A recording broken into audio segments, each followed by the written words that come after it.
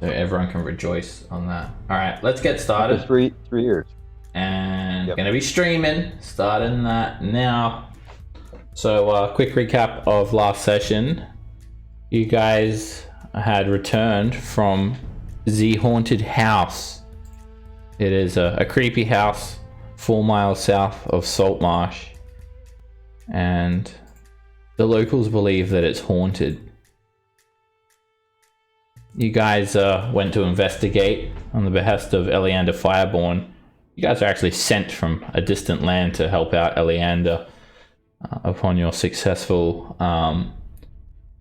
containment of the cultists of elemental evil in the kingdom of Furiondi. So you guys didn't think it would cause you too much trouble. A few ghosts or whatnot, even though you guys did hear rumors of a vampire. Anyway, you went through and investigated, and you learned that the house was not really haunted. Rather, it leads to a secret sea cave, which is the basis for a smuggling operation. You guys had found this because of the signaling system that you'd discovered, and a bullseye lantern that is used to make these signals. So you guys found some smugglers there. They tried to murder you all when you discovered them, so they were met with resistance, and you guys defeated them. They were led by a crazy wizard by the name of Sam Billette, who you guys also defeated. And you'd found a heap of smuggled goods, namely unmarked brandy and fine bolts of silk. And you guys used the smugglers' jolly boat to transport those goods back to Saltmarsh, in which you arrived that night. And you guys didn't think it would be much of a deal taking this brandy, finders keepers sort of thing. But the town guards, they did not share the same sentiment. They immediately identified the brandy as illegal goods and contraband, and a couple of you guys were actually arrested and taken to the watch house. However, being in good standing with Eleander, you guys were able to get a quick release after speaking with the jail guard, and you went and met with Eleander to report to him as to what had happened at the haunted house. And Eleander, he shares the same sentiment. He basically says that these items are now property of the crown. And from what you guys have seen of these town guards, they're sort of almost like bullies in a way. And you've also discovered there are two major factions at play in Saltmarsh, as after dealing with Eleander and receiving his reward, he sort of told you guys that will be all. He's going to confer with his council, and if you're needed again for a further mission, you will be contacted. So you guys were left to just sort of wander around Saltmarsh until you're called upon, basically. And you guys have discovered, these two major factions are in play: the Loyalists and the Traditionalists. Now, the Loyalists are people that are sort of new in Saltmarsh. They come from the kingdom of Keerland. They come under the order of King Kimbertus Scotty. He is been expanding his borders all the time, and they're looking to make Saltmarsh a center for commerce, or even perhaps the capital of the kingdom, because of its location. It's right smack bang in the middle of the Azure Sea, and it's a popular port town, so ships can access it from all around. It can be heavily pretty much. And then and then there's the Traditionalists. They're like the people that built Saltmarsh. They're the fishermen and the workers. They've lived there their whole life, and so have their ancestors, and they don't like the king coming in and trying to change things and take over, basically. And they don't really like the town guard as well. The town guard are sort of considered like bullies and a menace, basically. However, if anyone speaks out against them, they're just sort of thrown in jail or disciplined. Not only that, dwarves have also come to Salt Island because of a new silver rush. Silver has been discovered in the hilly region of Salt Island, and many dwarves loyal to the crown have also come in, and people are worried that the dwarves are going to like take over the town. So there is a bit of conflict as these two factions sort of vie for power. Anyway, you guys then were called to an emergency meeting a week later, and the council had confided in you that they believe there must be a seagoing vessel meeting with this sea cave to deliver the smuggled goods, and they should be due back in 1 week's time to relay more contraband, and asked you guys to actually take a boat out to the vessel and put it out of commission, either capture or kill all the crew. Smuggling is that sort of crime in Saltmarsh. The king basically deems it like treason, so the common penalty for that is death. It's although many of the traditionalists, they don't really see much wrong with smuggling. All they're doing is avoiding some of the king's taxes that they never wanted. So you guys are set to head out there, just waiting for the signal for that ship. In the meantime, you guys had made some contacts around town, met some of the locals, and you've discovered that some of the dwarves have gone missing in the dwarven mine, and you guys decided to go and help out Manistrad Copperlocks. I think Loran sort of became friends with her, and then Kirith. Was it Kirith? Oh yeah, Kirith, sorry. Sort of become friends with her, and she gave you guys permission to enter the mines, even though no non-dwarves have ever entered the mines. And cute. What's that? It's because I'm cute. Yeah, exactly. So you guys are headed down there now to go and investigate as to what's happening, and that's what we're going to be starting today's session. Still waiting for everyone to join. I only see 2 players in the game. Yeah, I don't want to go down there because you told us this might be a little harder than normal. So Alright, well, I'm just booting up Roll20 right now, and our cleric just got into the Discord. Alright, I'm gonna be back in 2 seconds. I just gotta grab something. Alrighty. Are we having a real cleric today? I don't know, we'll see. Maybe I'll find God. Where is your God? That would be a priest, my son. Now we're gonna have to get a small donation for the for the Church of Kirith. If you're going to use a cleric, we need a donation. Especially for you motherfuckers. 5 gold to spell. Okay. What? We don't need a cleric that bad. Alrighty, I'm back. Welcome back. Okay, so we've already sort of started. I was just doing a recap, and you guys are on your way down to the dwarven mine. So let's move on over to the overland map. There's Saltmarsh here. This map should be to scale. Oh, I've still got it in leagues. I don't think it is to scale then. No, it's not. We can take a ship there. An overland ship. No! Let me convert it to miles. We do have a rowboat, don't forget. The cool, big rowboat. The, war galley rowboat. Jolly boat. Yeah. Well, you can just take the road down to the dwarven mine. It's not too far at all. I think that map should be to scale a bit better now. Yeah, that's about right. Alright, so the dwarven mine is, whoops, not Saltmarsh. It's like 6 miles south of Saltmarsh, a couple of hours journey. So this has happened in between the week. Alright, so you guys are traveling overland. You leave early one day and you depart out the south gate of Saltmarsh towards the dwarven mine. As you travel down on the road, you find it to be a nice breezy day. The sky is fairly clear.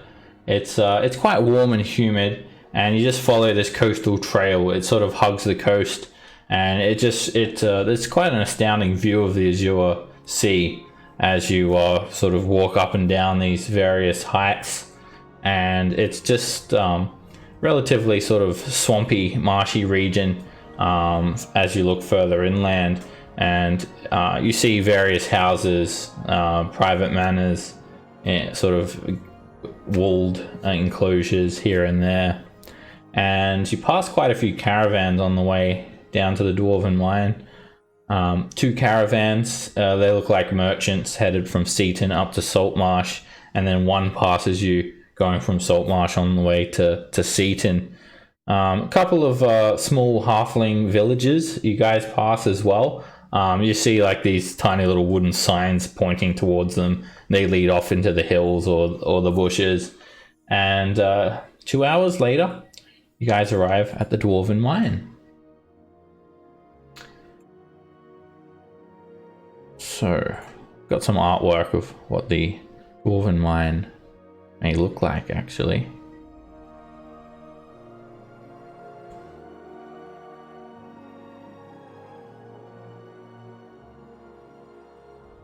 Alright, the mine itself is it's actually fairly new. It's, from what you've heard, it's only been built recently within the last few years by the key soldiers from Keelan's Royal Army, and also the dwarves.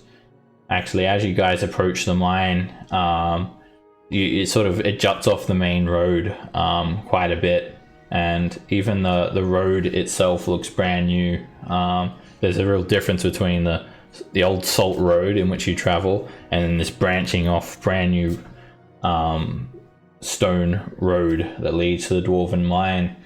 And now the mine itself, there's a lot of security. You see all manner of soldiers from Keelan's Royal Army stationed here, and they're dressed in chainmail. They carry spears, and they have the livery of the King's Army.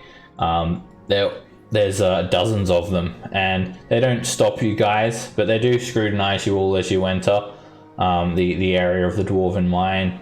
And as you move closer towards the mine, you notice quite a few guard towers that have been newly built as well, with archers posted out looking around the region. It's quite a fortification, actually.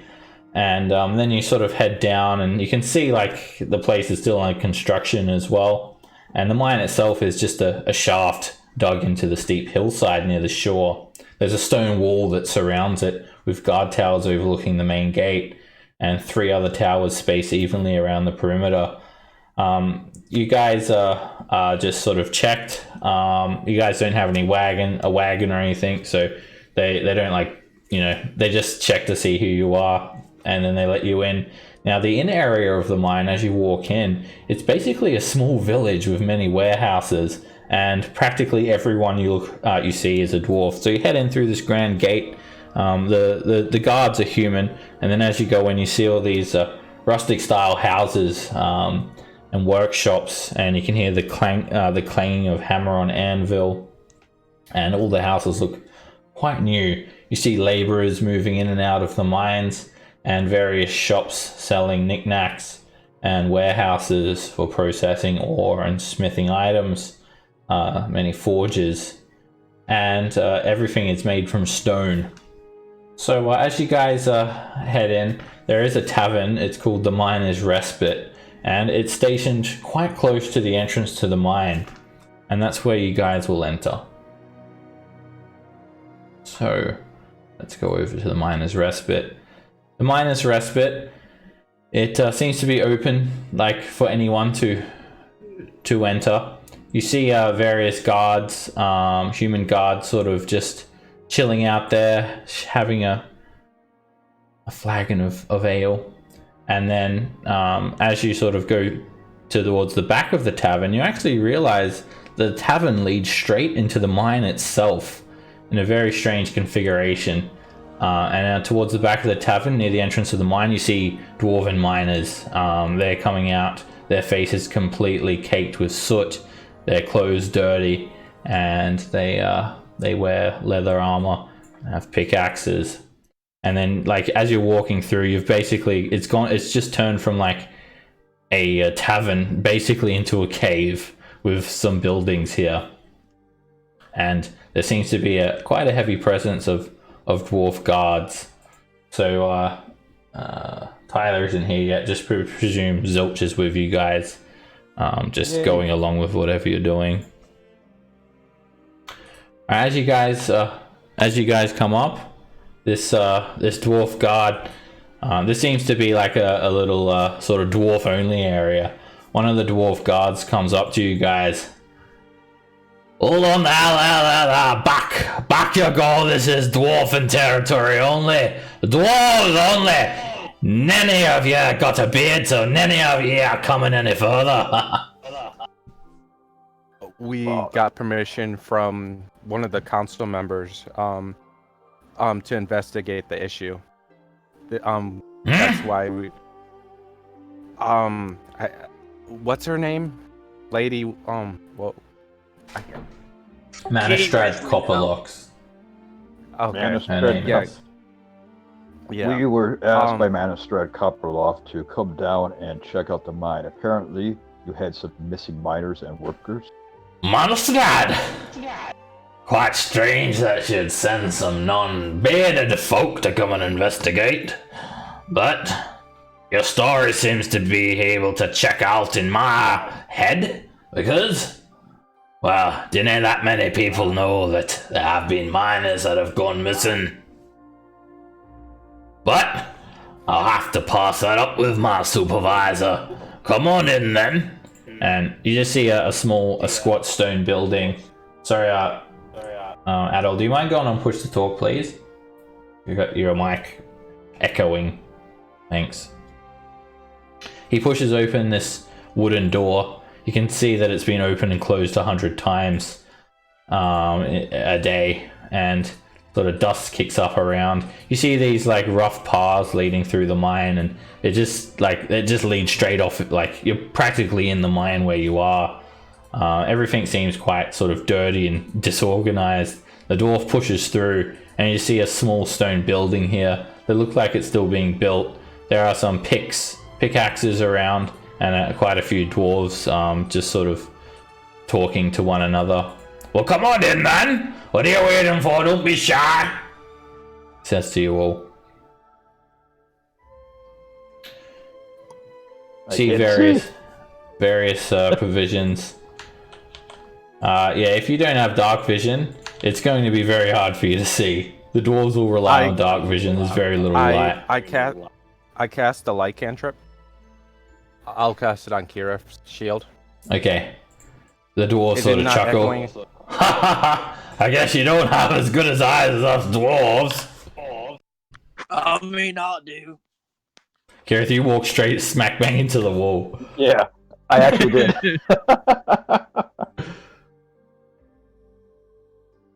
Oh, come on in then. Don't be shy. We're not gonna bite you. Okay.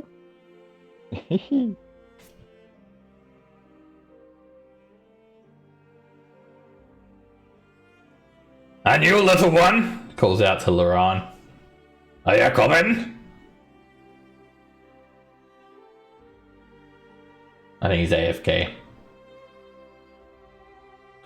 Alright, you guys meet with a gruff dwarf. He's the supervisor.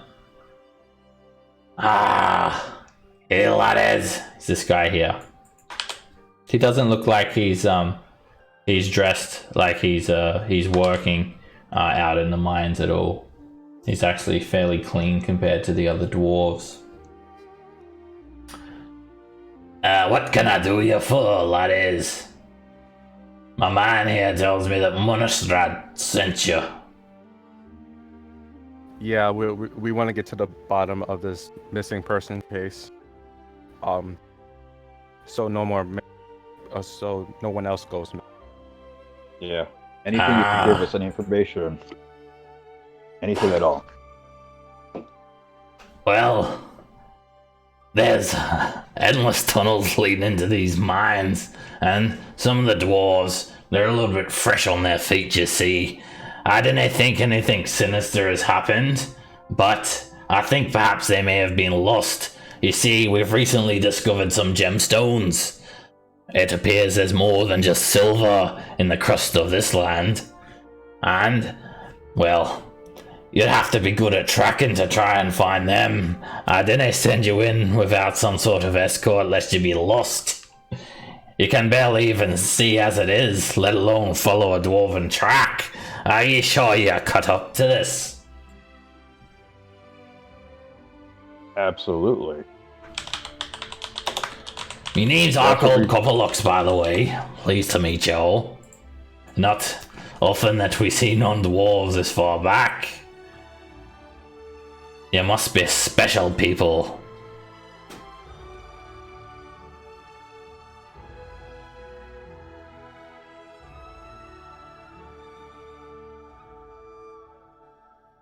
Hello? I don't know. Are we supposed to say yes? We were asked to come here. Oh, right. Push to talk. All right, I restarted the call and now everything's better on my phone.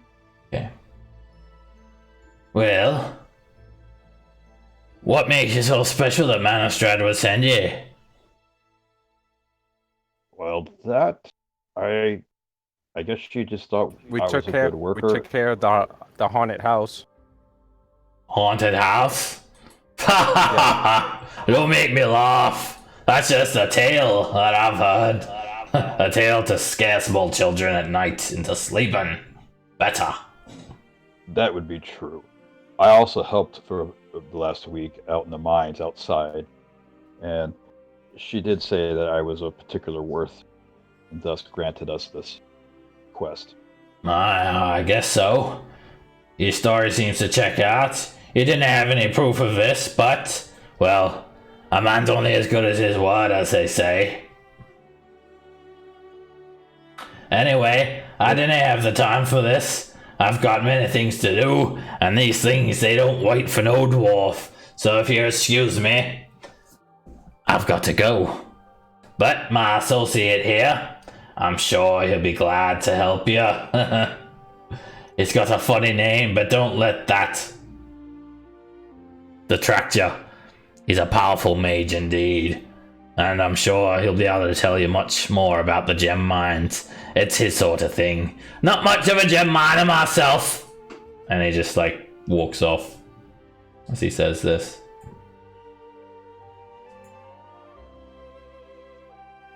The dwarf mage turns to you all. Ah, hello there, laddies. Come hither, gather round. I've got a tale to tell ye.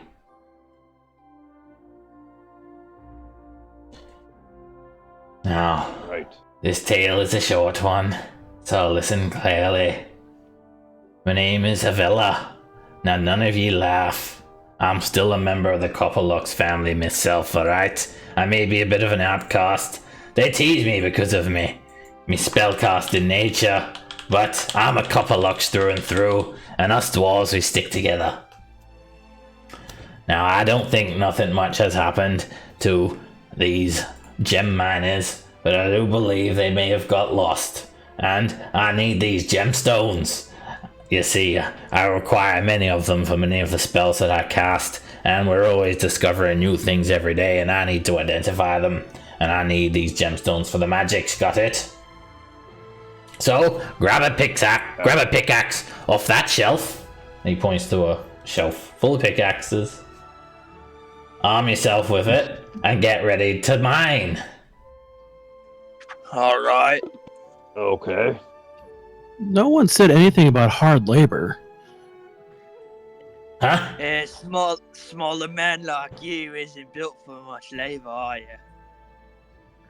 Oh, I'm not built for labor, am I? All right. I grabbed 2 pickaxes. Let's do this. All right, let's fucking do it. I'm not asking you to mine them. I'm asking you to deliver them to the dwarves. They forgot their bloody pickaxes. What kind of a dwarven miner doesn't have a pickaxe? That's true. We must look the part, I guess. All right, well, I'll go ahead and grab 2 pickaxes. Now listen, I can cast a spell that can trace their steps, but I can only do it once. Got it? You'll light the way, you'll see little runes, little footprints with little runes in them. They'll glow blue, and they'll lead the trail in which the dwarven gem miners went. Now, I'd go myself, but... well, you never know. I always give benefit to the doubt to these types of places. You never know what may be truly lurking down there. So, it may be a bit of a journey. I suggest you get walking now. Give the pickaxes to the dwarves. I need me damn gemstones. Got it? Alright. Got it. Sounds good. Got it. Well, off you go then. Follow the road, over the bridge, take the trail. And he goes over and pushes a door open to the north. You don't even know why the door there. It looks like they just sort of... you see dwarves just like trudging in and out through this, like, this unfinished wall set into the west of the building. So wait, was he saying that the missing miners didn't have their pickaxes? Yeah. He said they forgot their pickaxes. Yeah, I totally misunderstood. I mean, what kind of dwarf forgets a pickaxe? But maybe that's why they were taken. Right, they didn't have their pickaxes to defend themselves. Oh, you see, the thing is, it's a bit of a tavern here. Sometimes you have a few too many, and by that I mean a few too many kegs. And, you know, you get up early in the morning and you forget a few things. It was a wild night. I can understand that. I'm a drinking man myself. Don't worry. It's only a minor problem. All right, good one, buddy. That's a seal of approval. Well, on you go then. What are you waiting for? Get! Get.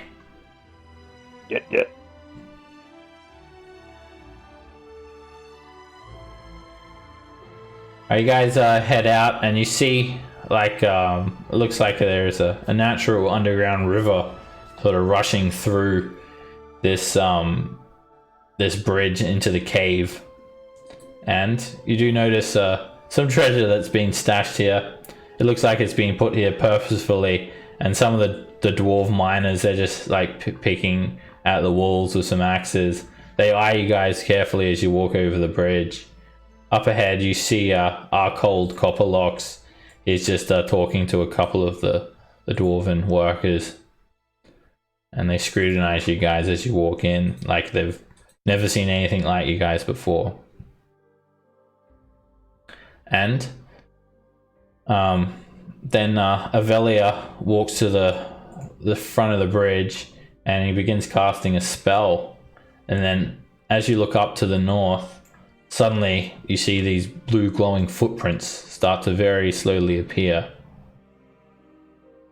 on the ground for you guys to follow. Oh, that's convenient. That is very convenient. And just presume Zilch is just scouting or something like that.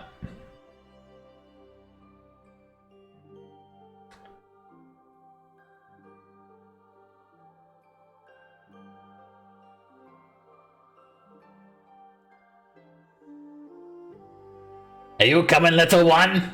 He yells out to you, Laurent, inside the building. You can't stay here. This is a dwarven place. Unless you're good at darts, of course. Are you good at darts?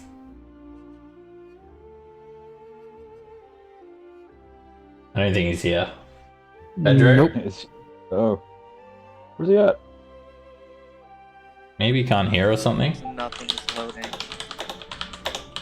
Rotoni froze on him. Oh. Nothing's loading. Oh, okay. I didn't see that. Okay. I'll just move him up. That's why he's not talking. Alright, anyway, you guys move up and you continue down this trail. You know, following this trail makes it very, very easy. You don't need to do any survival checks or anything like that. And the trail continues on for a couple of hours. You find like tunnels winding off. I'm trying to grab your tokens. Guys, you, Oh, no, we're supposed to move.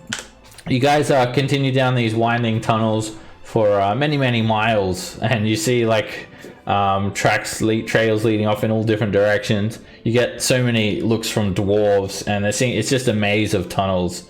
Like every mile or so, there is a tunnel leading off in like 3 different directions. You see large caverns, and there's this constant sound of pickaxes hitting walls.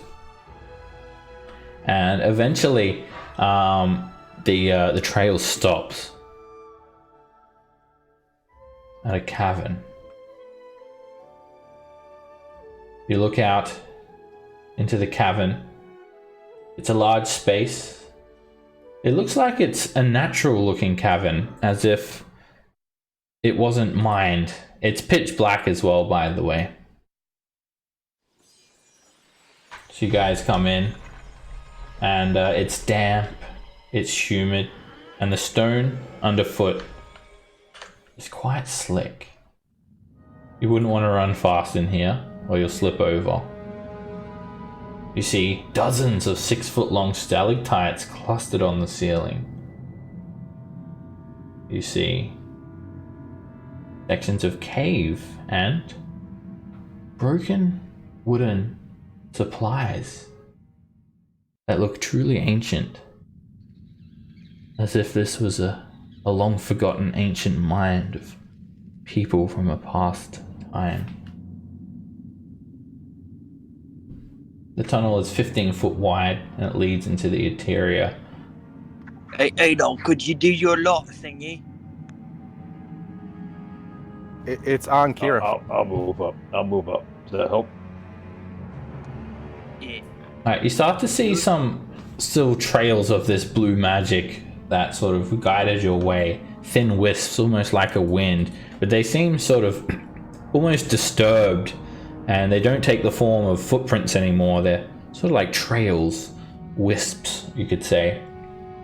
And as you look out, they lead east and south. You can see in this central area here, like old, ancient, rusted pickaxes, shovels, ore carts, and the place looks quite badly collapsed. And you also see a vein, a glowing vein on the wall that sort of reflects with the light from the shield. It's of a blue gemstone. Streaks of it all over the walls. Could I inspect it? Sure. Make Okay. a investigation check. Okay. It's not echoey right now, is it? No, it's gone. Okay. It's gone now. Oh, I thought Okay, we were are we talking about roll 20 or in this cave or on this? The cave is echoey. Yes, it's making Discord echo What too. did you say? Alright, Adol, also double that up with an Arcana check for me, please.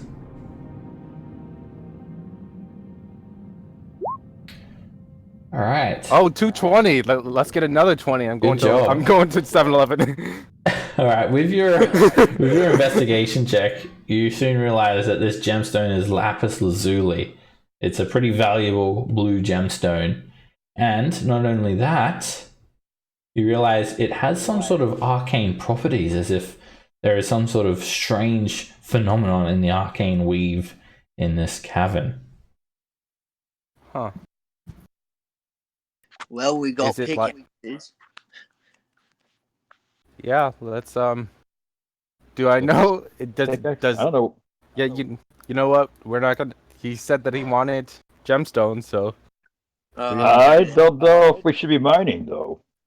Yeah, We're not supposed to touch Those treasure. look very valuable. Be very but useful. we're mining We are our not own to business, take so- any of that. We're not to take Well, we're anything. technically it would be dwarven property. Yeah. We'd be Well, stealing. we're giving it. We would be giving. We'd actually it wouldn't be stealing because we'd be giving it to the mage guy. So I mean, You know, I the- would be the- that You know, insulted. I will not be part of Never that. steal in front of the paladin. Or We're one not of thievery. wait, we're not stealing. We're giving to the dwarf. I given mean, to the semantics. I agree with you. I mean, like, and the thing is that he did kind of ask if we find any gems to bring him some for components. I'll say let's So- do Very that gray after we area. clear out any monsters that might be in here. Yeah, I'm not trying to steal. I'm trying to say that the guy did ask for us to find some gems as well. He did say that, but let's deal with any monsters down here first. I mean, it's like right there, literally. I don't think we're judged on the amount of gems we bring up. I But mean, it if would we help. go ahead and start mining, then it will alert all the monsters. That is a lot of noise. I mean, we're already making a lot of noise, and we're probably out in the blue. They probably know we're here already. Well, I mean, let's just keep it the way it is right now. In all honesty. Okay. Can I make a perception check if I hear anybody or see anybody? Sure. Go for it. Okay.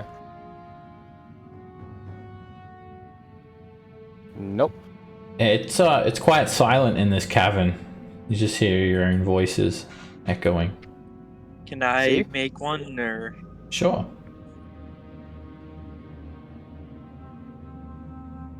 Same thing, Berets. You don't hear anything at all. yeah, don't hear nothing. See? We're fine. The only thing is maybe a very, very faint sort of hammering from a distant mining cavern, like a mile away or something. All I hear is distant mining, but that's about it. Yeah. But honestly, did want gems to be brought.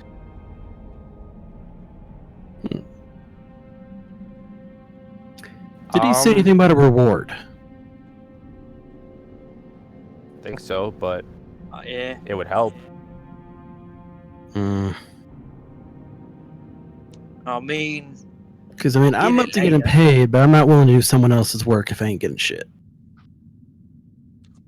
I'll say let's worry about that later. Maybe it would help us figure out the issue. Maybe it's some weird phenomenon is with that iconic check. You're saying mining will help us find the dwarves? Maybe. I mean, I know they're tiny folk, but come on. Give them some slack. Well, whatever is down here is gonna know if we're gonna be here, if we're gonna start picking this fucking ore.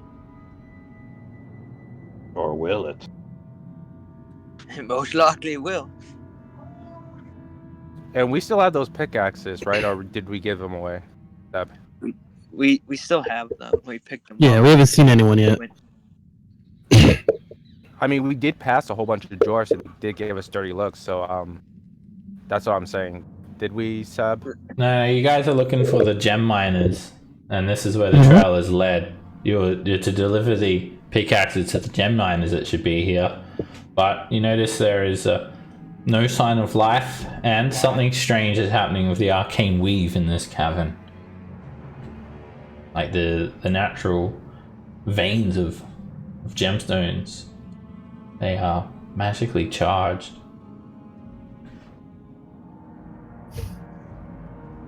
Alright, Kirith. You're the source of light. Be next to us. Can I mine it? Sure.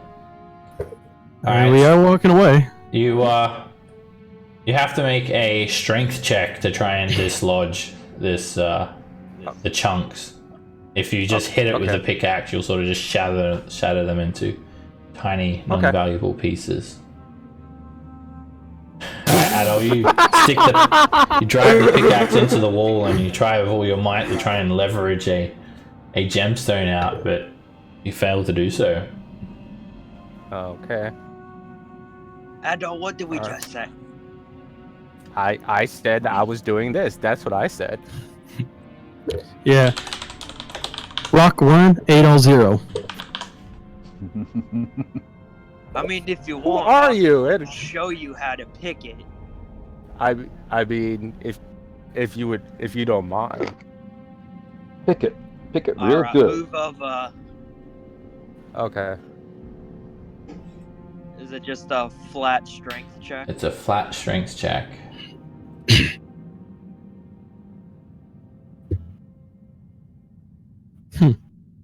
What rocks? All right, as you drive the pickaxe into the lapis lazuli, you manage to like rip out a sizable chunk barazer, but something else happens. There is a quake. The entire cavern shudders. And everyone roll me a 1d20. Oh shit! I fucking knew it. No regrets. The tremor it doesn't last for too long. It only lasts for about 5 seconds. Alright, so That's very strange. some of the stalactites, the 6-foot long stalactites, Oh god. they fall. They break away. And they fall towards Laran and Stale. Each of you make a dexterity save. Laron isn't here right now. Oh wait, he is in roll 20. He can sort of hear us somewhat. Pedro, did you mute or deafen us? You might have, I know. I mean, I don't blame him. I mean, I only see that he's You know, he muted, not definitely- Yeah. I am here. I'm just mostly spectating. My character sheet hasn't fully loaded yet. That's Oh alright. wow, that's bad. You can roll a d20 and then I can tell you what your bonus is if you like. I'll have your character sheet up here. Sure. It's a +2. Alright, 7. Okay, Oh. as these stalactites fall from the tremor, one of them falls towards Sweet Lou. You look up and see it falling, Lou, and you dive out of the way. It hits the ground, shatters. Laran, you're not so lucky. It lands directly on you, slamming into you for 4 bludgeoning damage.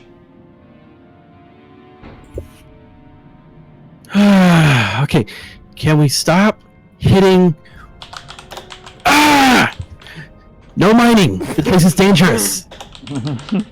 You guys get a chunk of lapis lazuli as well. Oh, nice. See? It's a very rough, uncut chunk. So you need to like get it like appraised or polished. Yeah, It's still not it's worth got it. value. See? That thing is 6 feet tall. That's bigger than me. Not worth it. Alright, It is. then I just push it into Adolf's chest. Here you go. You expect how much does it weigh? It weighs a few pounds. Don't worry about the weight too much for now. Okay. All right. Hey, thanks. Now let's not do it anymore. Party loot. I guess I should give that to someone else for today. Yeah. Pedro can hear us. He's just I don't think he can. You can't load Oh, the. right. the party loot. Oh, right. I get what you mean. Alright, so I want to take over that for today. Yeah, I can. Alright. Just Oh, thank you. okay. All right, get on that. Alright. Thank you. So you guys sort of mine off that chunk. There's like many more potent veins like this, gemstones and crystals, and they have a bit of a glow about them. There's some more veins to the south here, and you also see a small alcove with truly ancient looking barrels. You're not even sure how they're still standing up, and like very badly rusted pickaxes and shovels and other supplies.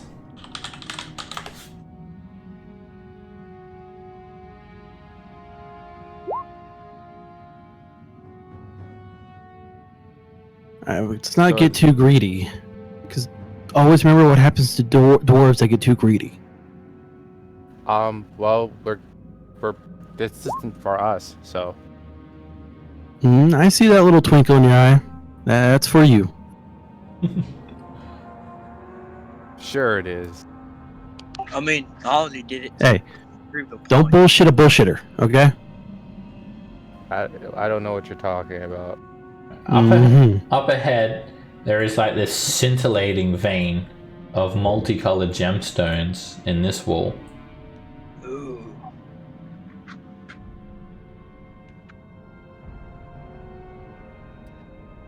No, Bearsy, you can't pick it now. You'll pick it later. And there's like colors, there's pinks, whites, blues, greens, yellows, purples, reds, greys, orange, and browns. Oh god. Yeah. After seeing that multiple colors, Sweet Lou's gonna look at the wall and see how it looks structure-wise. Make me a perception check, Sweet Lou. Oh. Alright, you can't tell the integrity of the wall. You certainly think that perhaps it was something to do with the arcane weave being sort of disturbed when Bereza had hit the gemstone. Not really a natural phenomenon. It was like the entire cavern was visibly shaking for like a good 5 seconds. It wasn't just he hit the wall and there was a weak part of the wall and the stalactite fell off. There was definitely something else at play there. Is that weave still around here? Like visibly? Oh yes, you see little wisps of it on the ground, and the gemstones glow. It's like with a little bit of dim light. Gotcha. I'll wave Kirith over. Up ahead as well, Bereza, you notice a little room here with a surprising sight. Seems to be a makeshift stone workbench, and it has some documents on it. Ooh. Little office, perhaps. I'll say little office. Alrighty. Kirith, you went the wrong way, Kirith. Where am I going? Down this hallway. There you go. That's gonna be My Bloody Valentine all over again. I've never watched it. Ooh, it's a good one. Alright, the bench is covered with scrolls and notes and sketches. And someone can make an investigation check to see if there's anything of value here. Not my specialty. Not mine either, but pretty sure it's better than the fucking barbarian. Oh god, not by much. Alright, it's all written in Dethic, the dwarven script, and if you can't read dwarven, you've got no idea what it says. That's what I'm checking right now. I think even if it was in common or any language, I still might not know. Damn it! Not in idiotese either, I'm afraid. What the hell? I like that. Well, then again, it might be for you, Bereza. It might be idiotese. I don't know. This might be idiotese. I'll safely say that's not it. I mean, just because you recognize the symbol doesn't mean you can read. There's Goes this way and goes like this. That must mean take. There is like another streak of ore in this corner as well. It's like quite a shiny black vein of ore in the southwest corner over here. Oh, you're killing me, Seb. I don't know if we should do this. I feel very uncomfortable. This cavern seems so rich in gemstones. It's a gold mine. I feel there's something not quite right. Why would they not have already done Could this? I try to mine that one too? Hey, Kira, don't forget something's not right. Hey, Kira, don't forget to get your health to full, because we had a full rest. Oh. Seb, Yeah, can I mine that one? sure. No, we're not gonna mine anymore. Make a strength check. All right. I did.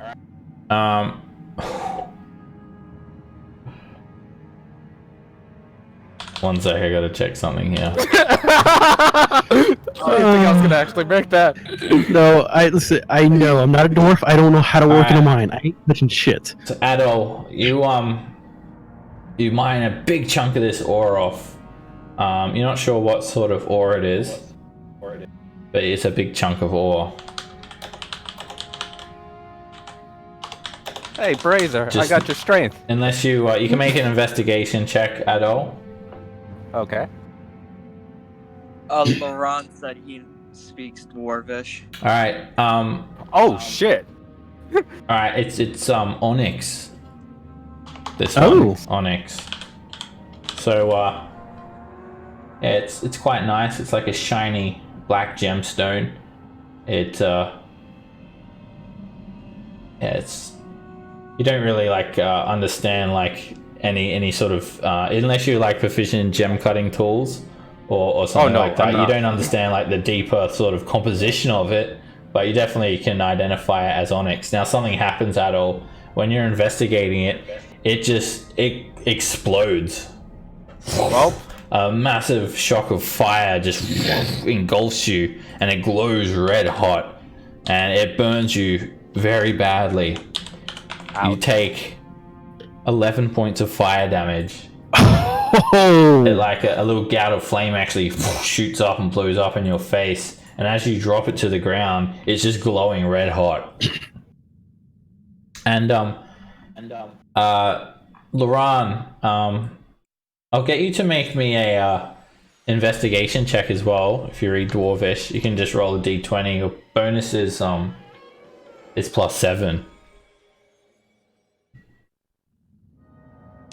Adol, I told you not to mind it, but no, apparently I'm the idiot here. You can also Hey. gave me Pedro, your strength. You can also use Discord to roll if Discord's working better than Roll20. There's a dice roller in Discord. You do exclamation fire tonight. mark roll and then space d20. I don't know if you can hear me or not. Maybe I'll just make it for him. My dice. Yes, Seth. Please Make do that. the rolls. What is it like? How convenient! He's in for the long game. You do like exclamation mark. Oh, you gotta do roll exclamation mark roll and then space and then d20 or whatever you're rolling. That's the one. But you have to type it again, and then the dice roller should do it for you.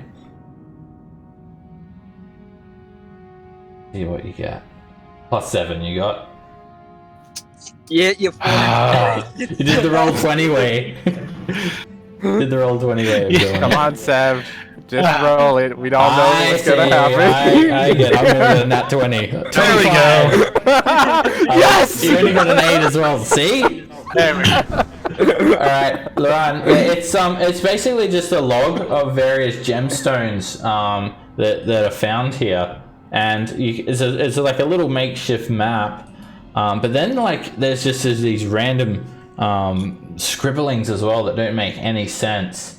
So you find there's amethyst, sapphire, moonstone, lapis lazuli, opal, and onyx documented here.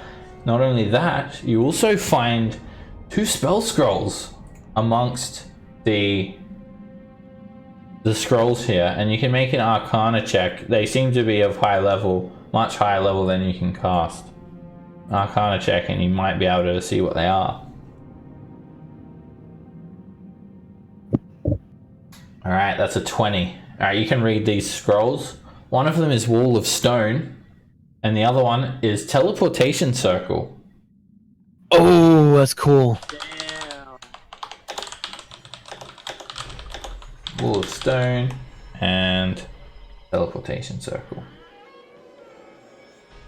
They're both very high level spells. That's the first thing he says.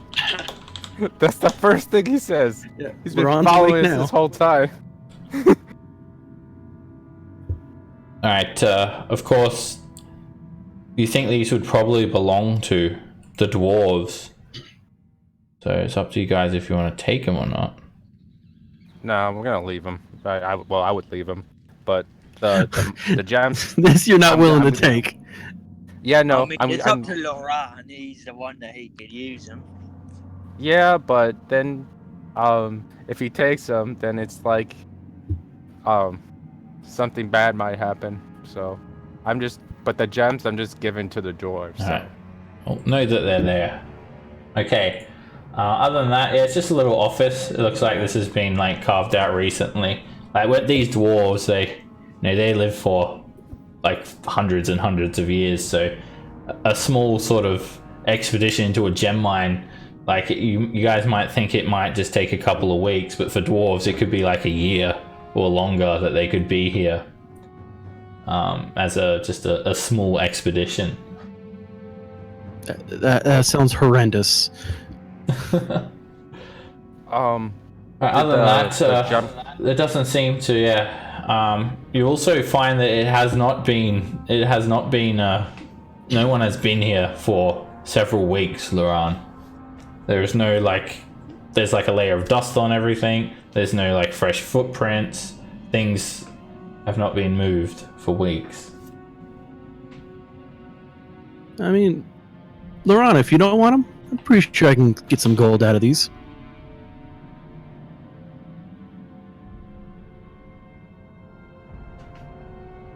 Jeez.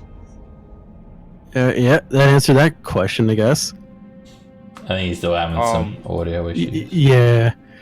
I saw his ping, and he's basically doing trigonometry over here. If I can fucking say it. He'll probably like that with that ping. He'll probably answer your question in like 5 minutes time. It'll like come out on Discord. In the middle of combat, and all you hear is random. I'll have the scrolls. Okay, is that what you're doing? Find the scrolls.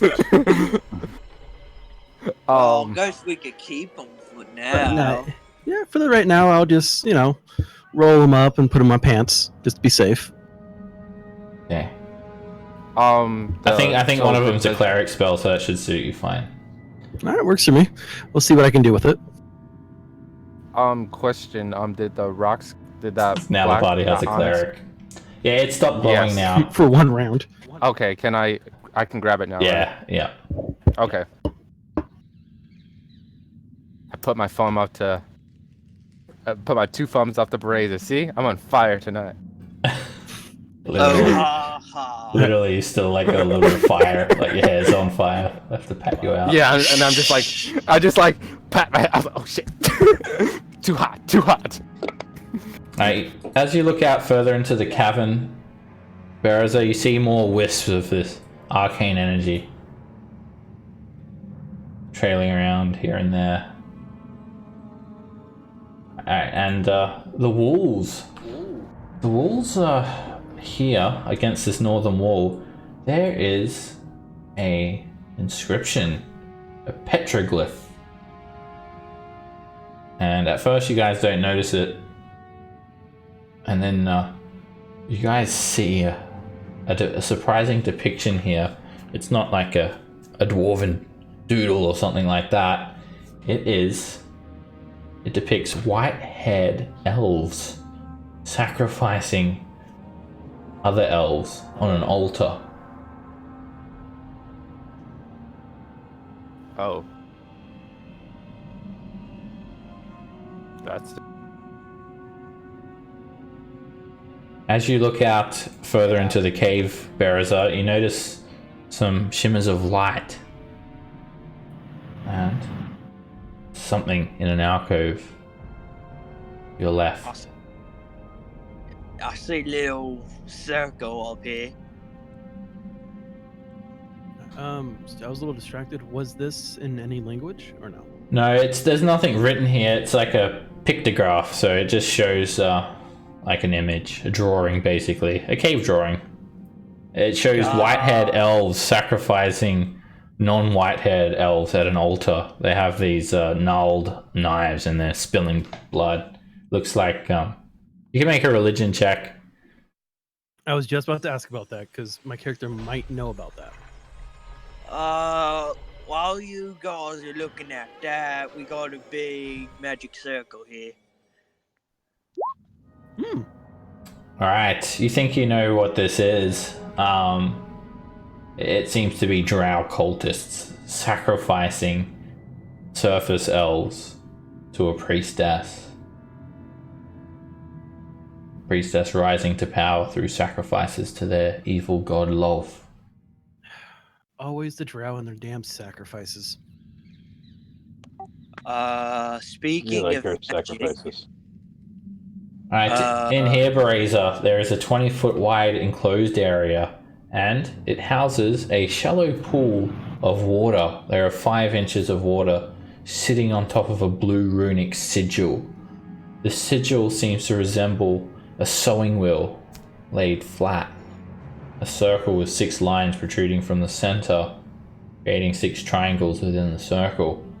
And Barazer, you think it's like glowing, like magical, but Adol, you realize it's actually like some slithers of a hole in the ceiling, leading all the way out to the surface with streamers of light purposely beaming down from the ceiling onto this glyph, causing it to give it the appearance as if it's glowing.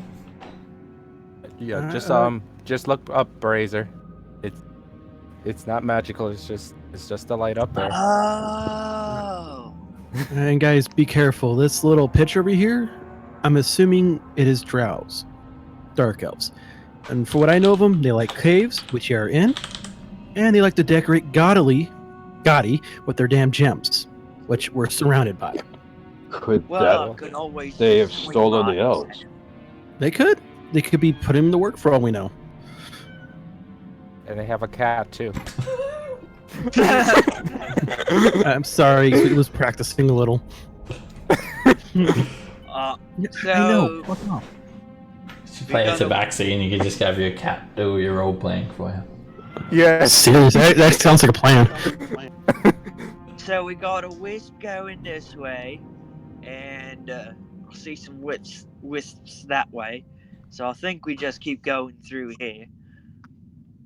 Okay. Lead the way, big guy.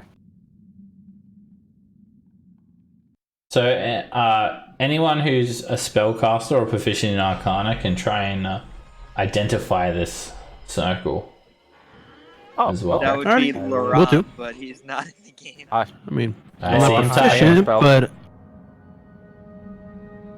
ooh, maybe. All right, you can actually. All right, Sweet Lou. It's actually written in Elvish. It's an Elvish script, but the dialect, it seems like something you're not familiar with. You can just sort of barely read it with a bit of investigation. It says this: crystal fractal spider web, a prism of rock, a wheel of thread, obscure the light to reveal and refract. Alrighty, guys. I'm barely getting the gist of it, but I'm seeing a spider theme here, and that really scares me. Now I'm thinking there's really dark elves in here. You said crystal fractal. I'll give you a handout if I can. Yeah, Okay, thank you. but yeah, I'm we trying to gotta be break it down, careful because a major This is a spider theme. puzzle. Alright, come on, cat. Sweet Lou, you need to stop practicing your cat form. I don't know why she's been very needy lately. I can find it. There we go. That's the Elvish script.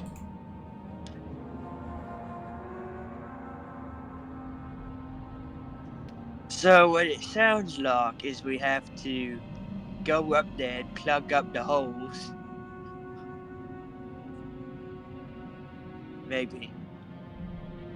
Yeah, maybe. I mean, like I said, I can barely read it, so I say we play it by ear and you see what happens.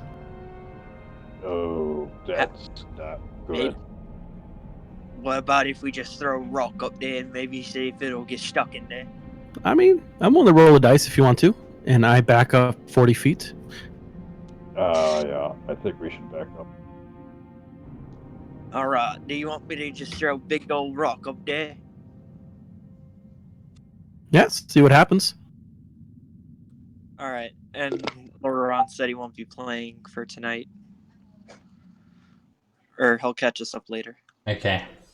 Just presume that he gets obsessed with going through these scrolls and stuff, and you guys are close to death. He's just like shrugs his shoulders, and he doesn't have any explanation why he doesn't come to help.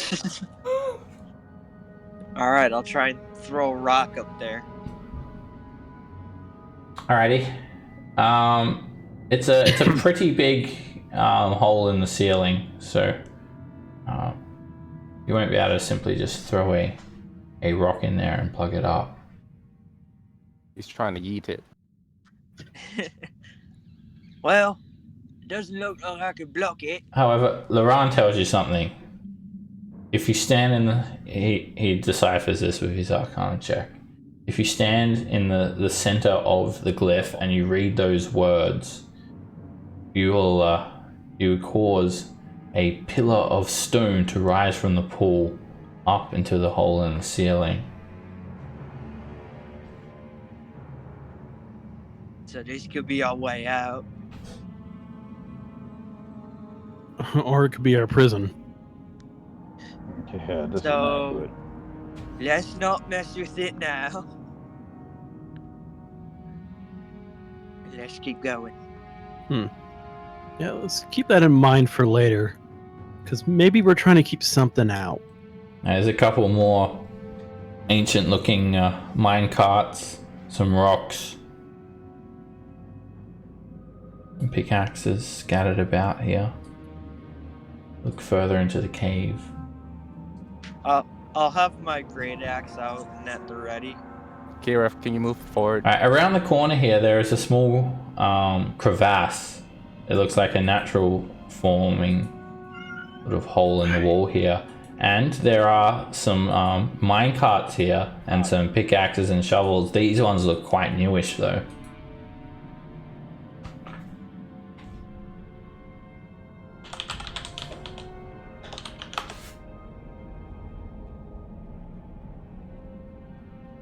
It's around I here. guess I'll go to the minecart and investigate, see what it looks like. Okay. There's also quite an intense wisp of this arcane energy. It's over here to the north. Is it like more rocks and stuff? You don't see any veins of ore where you are. And Sweet Lou, make me an investigation check.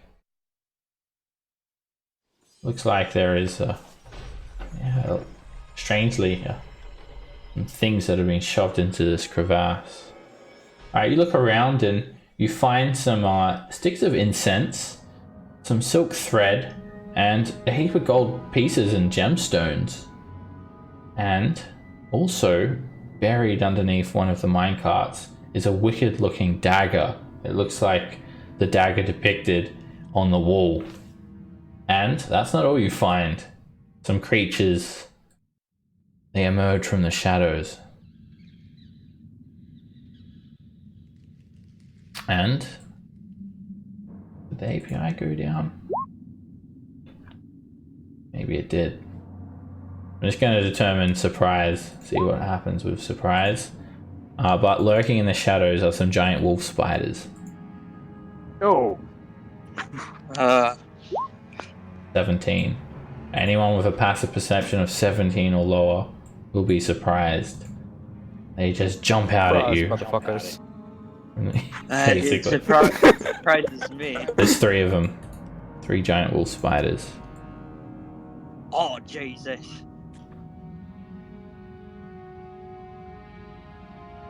Alright, I think I got a handout for those wolf spiders, maybe. Here's a giant spider handout. These ones are a bit smaller than that though, but you guys get the gist of it. They're pretty large. Like the size of a dog, these ones. You found a new pet brazier. Alright, Parazer, you'll be surprised. With a 14. Ado, 11 on passive perception, you're surprised. I'm just going to move you up, Sweet Lou, because you would have been investigating this area. I'm actually going to move these guys back. You would have been about here to investigate it. So because they sort of just jump out unexpectedly.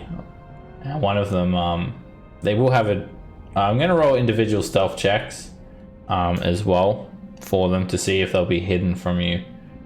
So, alright, this is going to be at advantage. You don't see it coming, Sweet Lou. It just jumps out of the shadows at you, tries to bite you.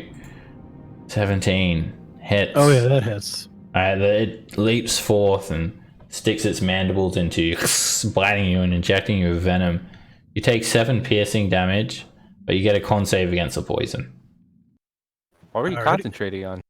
Nothing. I don't know what that was. Alright, con Thinking save. about Come that on, brandy buddy. again?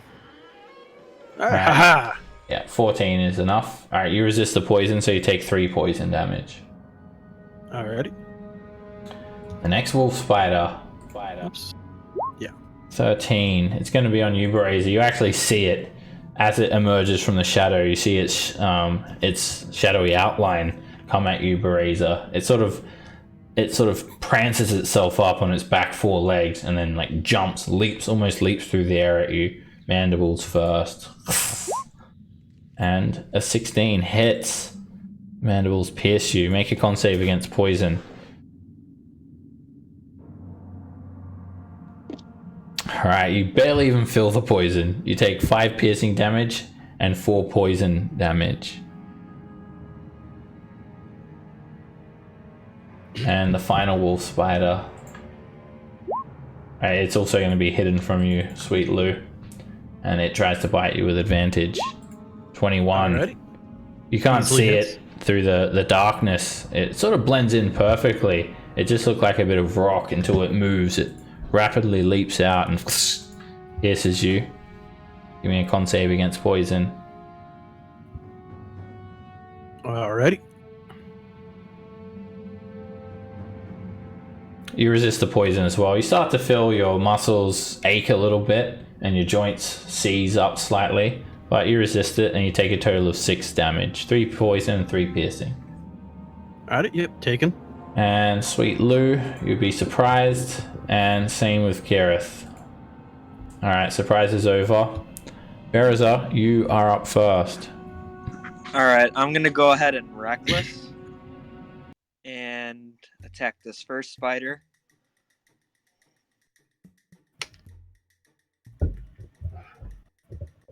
An Oh 8 boy. misses. The spider leaps back to the floor as you swing directly over it. A 17 hits. And you come around with that axe again and just cut the spider in 2. Killing it instantly. Alright. Then with the Great Weapon Master, I'll go after this one next. 13 is a hit.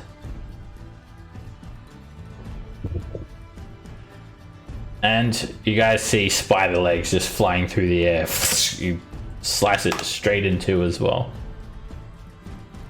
And then I'll move here and end my turn. At all.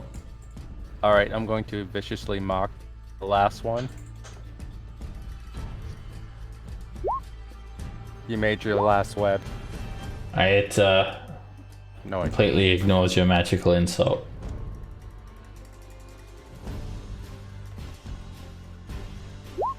that was a good roll. Alright, the wolf spider, it lunges at Sweet Lou again. And again it hits. Make another con save against poison. You resist the poison and you take 6 points of damage. And the wolf spider then climbs up onto the ceiling of this crevasse. 10 feet on the ground. It's still within melee reach of both of you though. It tries to get a bit of higher ground. Sweet Lou. Alright, yep. Sweet Lou can bite back too. And I grow my fangs and bite at him. Ooh. Alright. That hits. And you you cause acid to sort of spray from these fangs. And it sort of melts the spider's flesh a little bit. For 6 acid damage. Damn, that's freaky. Like you bite off one of its legs as well and it just melts away in your mouth. Damn. Ah, the ladies love it. I'll Gareth. move to here. I know, so awful. Can I take it from there? Yeah. 21 hits. And you lunge up at the wolf spider. The blade goes straight through the wolf spider and it falls from the ceiling onto the ground, curls up and dies. Boom. What? Good job, everyone. Damn, dude, you kind of have me freaked out a little bit. Yeah. It's something I can just do. It's pretty awesome. Pretty creepy. I just saw a 8-foot tall orc cut down 2 spiders. Now that was freaky. Alright, it's 30 experience points each. Oh god. Alright, these items that you've got a bit more time to sort of go through them now, Sweet Lou, and see what they really are and how many coins there are. It looks like someone's personal stash.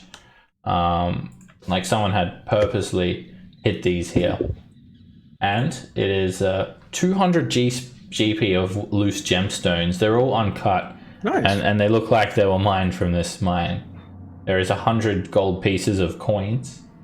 There is a 3-foot long spool of silk thread. There is a leather pouch containing 5 sticks of jasmine incense. And there is this dagger. It looks like the sacrificial dagger on the wall depicted on the pictogram. And it is definitely magical. It has this wicked curved blade. The handle looks like snakeskin. Has that snakeskin pattern about it. The pommel is this regal looking gold crown shaped pommel. It has a half cross guard, and from the cross guard and the back of the blade it's sort of curved, and it shows an image of these 2 snakes looping around one another.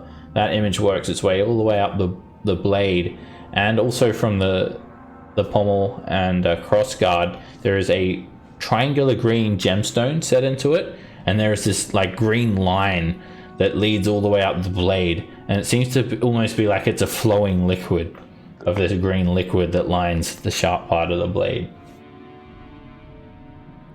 Now, not being the smart one here, it's full of snakes, and it's got that weird liquid in it. I think it might be poison. Yeah, it actually drips off some of this green liquid when you hold it. Yeah, it's definitely not Kool-Aid. Would you like to taste it, Bereza? Could I? It is taste green. it a little? I It mean, is green. just like a little drip. Oh yeah. Alright. Oh god. Make a constitution save. Have advantage. That's exactly only what a this little is bit. too. It's spicy. It's got a bit of a twang to it. I like it. It's like hot sauce for Bereza. Yes. Yeah, I Just put a little, food. just put a little bit of that on your sandwich, and it'll be good. Oh yeah. Habanero right. sauce. Yes. Oh god, yeah. We gotta call that the last the hot habanero sauce. sauce you ever have. Habanero sauce. Dagger. I'm gonna call it sriracha. Oh, god. That's orcish for hot. Alright, because you taste it, Bereza, I'm just gonna say that you've identified it.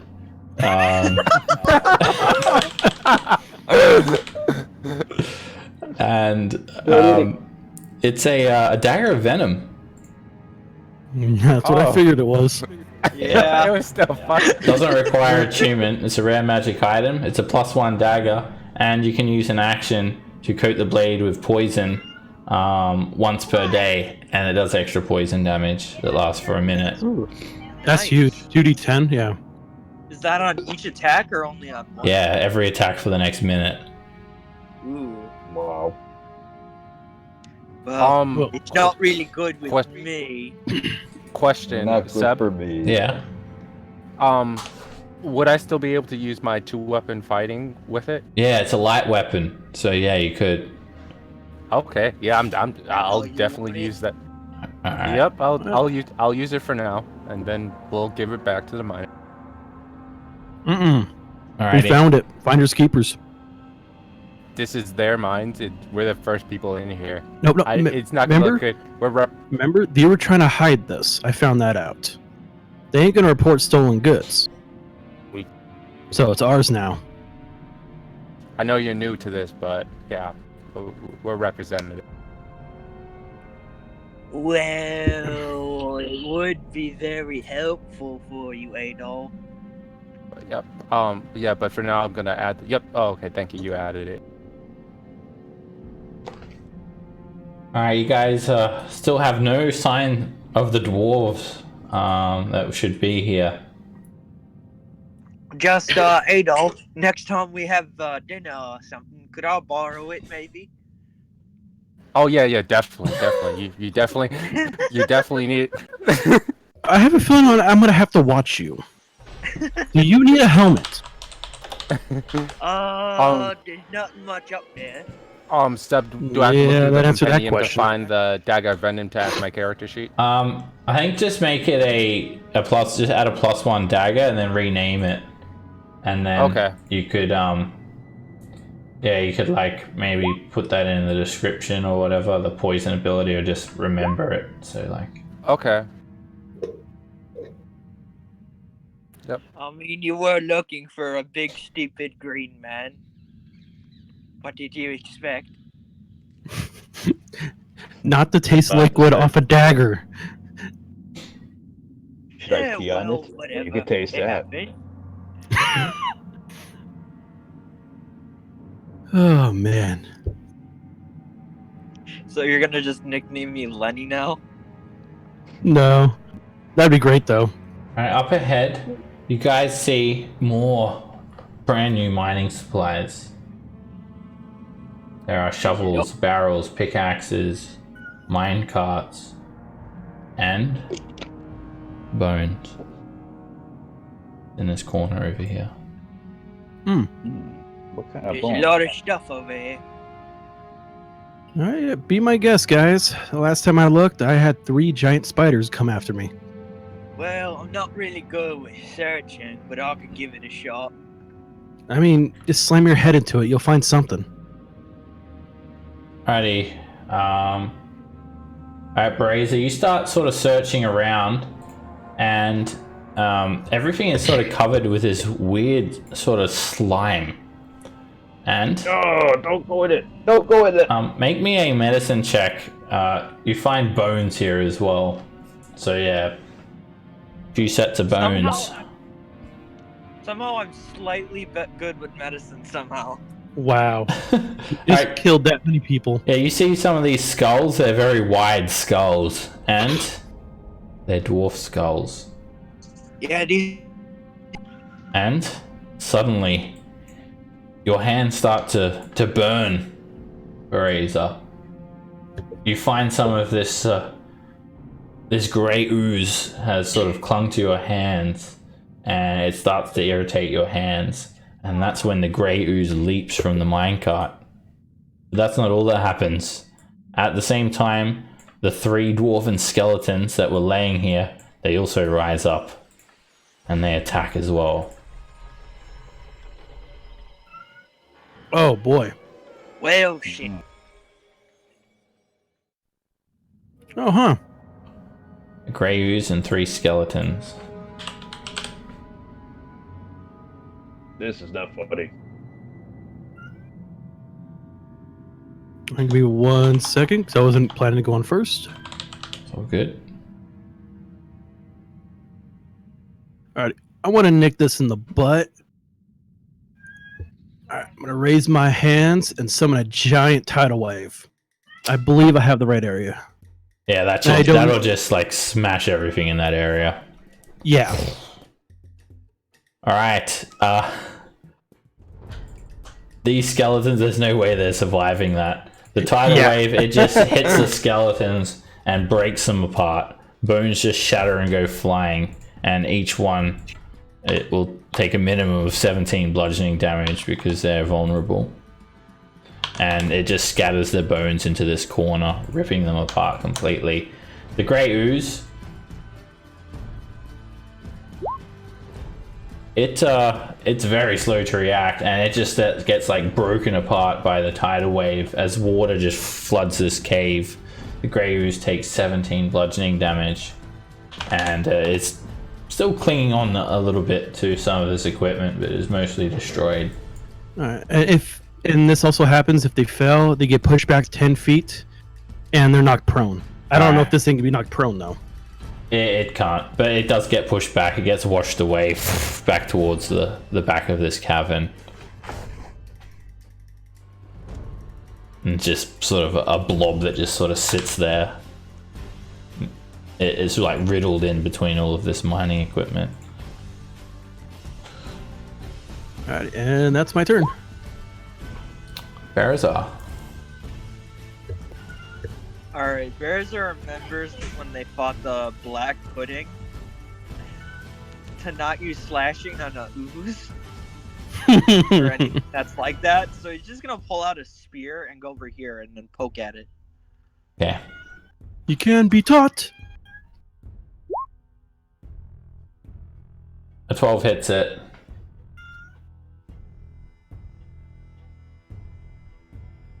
Like you stab the grey ooze, and when you stab the spear into it, it sort of just becomes really liquidy and melts away, and is dead. And then you can hear this like squelching like sound of corrosion, and you look up at your spear, and it's like eating half of your spearhead away as well. Oh shit! There goes a good spear. The spear takes a -1 to damage rolls permanently. Oops. And looks like you guys have solved the mystery of what happened to these dwarven miners. The slime got him? Oh my gosh. Not very impressive. Dro would have been much more impressive. Alright, let's head back. Wow. I think we got to embellish the story somehow. They fought valiantly, and then the slime dropped from above. Well, I mean, we could still search a bit more. For what? Yeah, I wouldn't mind searching a bit more. I mean, we're down here. We obviously haven't seen anyone, and I don't think this place has been explored in a while. Comfortable with this at all. We were told to find an answer. We found the answer. We must get back and tell her. Yeah, definitely. See, Carrot got the right idea. Bloody paladins. Well, that's fine. On the way, we'll just take a glance at a few things then. Well, I don't Sometimes care. it's good to have the paladin on your side. Now you guys see another streak of gemstone up here, and according to the information that Laurent found, this should be sapphire. Well, do we want to get some gemstones? A brilliant, Since we're on our way out. shiny blue streak. Yep. Alright, I'll go for the sapphire. Okay, go I'll ahead. stand back. Make me a strength check to try and dislodge it.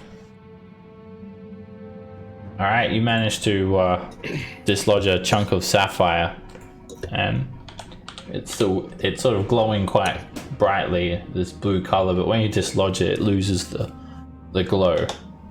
You get sapphire chunk. Well, do you want to go to the rest of the veins and get some? I mean, at least on the way out. We don't want to dishonor our dragon friend here. We're not dishonoring. There's another streak of ore here. It's amethyst. It's like this pinkish colored gemstone. Alright, Fraser, you know what to do. Yeah. Alright, you dislodge another chunk of precious gem. And when that happens,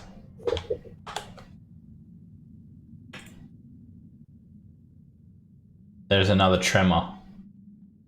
Another quake shakes the entire cavern. for a good 5 seconds. Everyone roll me a d20. Uh-oh. Oh boy. There it is. Kira and Adol. Low is actually good. Kira and Adol, each of you make a dexterity save. A stalactite falls from the ceiling towards you. Welp. I thought you said low is actually good. I rolled an 8. You did, but others roll lower. Alright. The wall sort of collapses on you a little bit, Bereza. It's not really just the stalactite, it's more just like the wall because you're standing right next to it, and a large chunk of rock hits you, Gareth, for 6 bludgeoning damage. Oh. And This is telling us not to do this. Adol, stalactite falls directly on you, hitting you for 1 bludgeoning damage. It sort of just splits next to you and a rock flies up and whacks you. This is the gods telling us not to be mining. All right. We got enough. One more vein. I just want to get up that. Just one more. You're on your own, Razor. I Wait, am come. not partaking in this. There we go. No one wants to come with me? No, I'll follow. Kirith has gone off the map. Yes. How I did that, I don't know. That was pretty cool. Actually, it is. Alright, this is Opal. There's Opal here. Wait, Gareth, you gotta come this way. This is the scintillating I colors. can't see. I could come that way. Alright, Brazy, you dislodge a chunk of opal. And nothing bad happens when you get it. Just Any falls more out to onto the like- ground. Do you want to get the picture so then we can show them like maybe the drought did something? It's some type of carving Yeah. on the wall. It's not exactly a picture. Well, it looks like it was drawn on there, so we could get the chunk of rock that has that markings Yeah. on it. Maybe the drow and these stones have something to do with it. And can you move me with everywhere? I can't see. Somebody won't touch the light source. Hold on. Oh, you can. get Gotcha, one. gotcha. All right, I don't know if I can grab my guy. Here it Yeah, I can't grab him. What? Nope. You noped right out. I don't even I think have, I like, can grab warp. your token. There we I don't know go. how I did Holy that. shit. All right, Adol, you can hold He's- on to me. Oh, never mind. I'm very, very against this. Well, Ariel's probably liking you right now. Well, no, I mean, I if should we kill have you to, guys, we can probably. just sneak right on out. Ariel, should I kill them? I asked quietly. I don't see any laws being broken here. All right. I feel very uncomfortable. I feel an evil presence of ancient times, though. It makes me uncomfortable. Could it be the drow? Yes. Oh. I saw the ghastly depiction. Horrible things have happened here. Although I don't feel that there are any signs of elemental evil, evil is still evil. Should we dig deeper? Alright. If Well, there is the- evil still remaining told me here, then he we should feels- definitely smite it down. I'm off this Um, time. wait. Guys, Ariel has sensed some evil that's still here. There Oh. must be Alright, something let's- missing. Well, the only evil I know of is this magic circle, which, from my understanding, we read the words, something happens. Ariel, is this what you're All right. talking about? I point to that circle. Yes. I sense evil lurking. Should we try to get the circle open? Wait, hold on. Before you do that, I'll do a cure wounds on Sweet Lou. Did I manage to get the carving out of the wall? I wonder if we could do Like, anything. I have three it's spells. like a large depiction that Oops. covers like most of the wall. Not what I meant. Okay. Big fresco. Was it 26? That's 10. So there we go.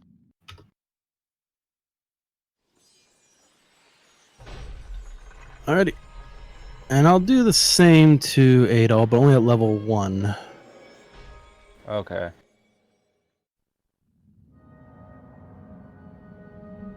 Nice.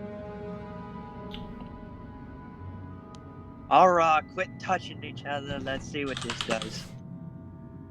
You're just mad. Sir, that, this is how we heal. He's doing you're cleric just things. mad that for. Yes, cleric things. I'm just messing with you. You're just mad that Pharrell is not touching you right now. I Alright, mean, let's see here. Where I is draw that? Oreo. So- and I step into it. Laurent tells you if you step into it and read out that scripture, it'll summon some sort of block of stone from what he can, from what he says. What he Yeah. can decipher. We probably should step in that. I mean, this is the only evil. We either summon it or we try to erase it. The circle, that I is. I think we should try to erase it. well, let's summon it, see what it does, and then we can destroy it then, maybe. I don't know. You guys seem like a strong lot. I say summon it. Could be something useful on it.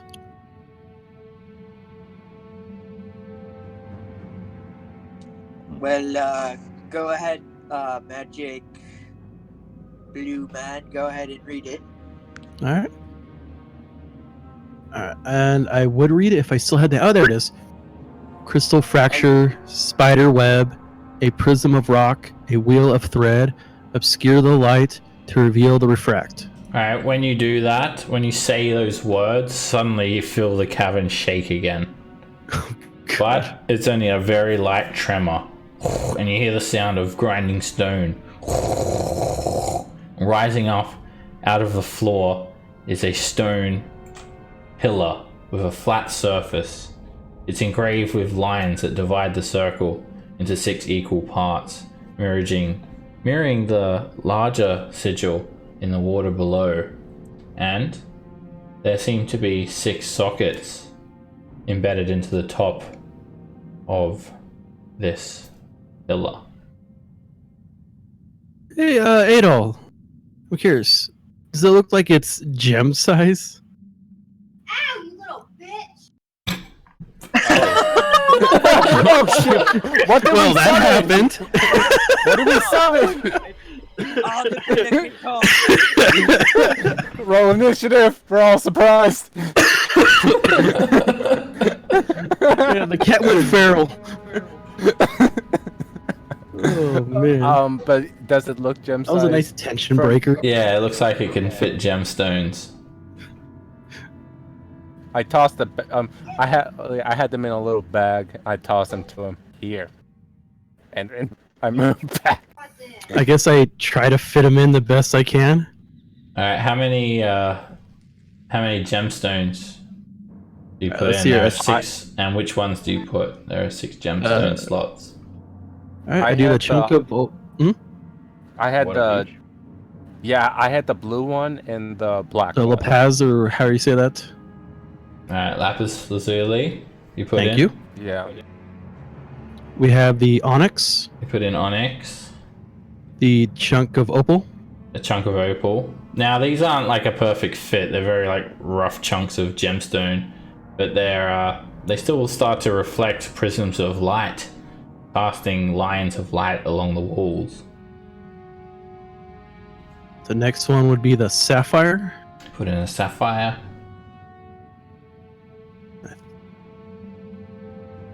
Shit, I think that's all we got. No, did you Only mine any 4. more? Brazier. Should have Oh, been. yeah. Only 4 have been mined. Yeah. Hold on, let me make a quick check to where the rest of the veins are. Alright, Laurent tells you you're missing a couple of gemstones. It's amethyst and moonstone. It says the amethyst. Oh no, wait, you got amethyst. We got amethyst. Yeah. Actually, I think you should just be missing one.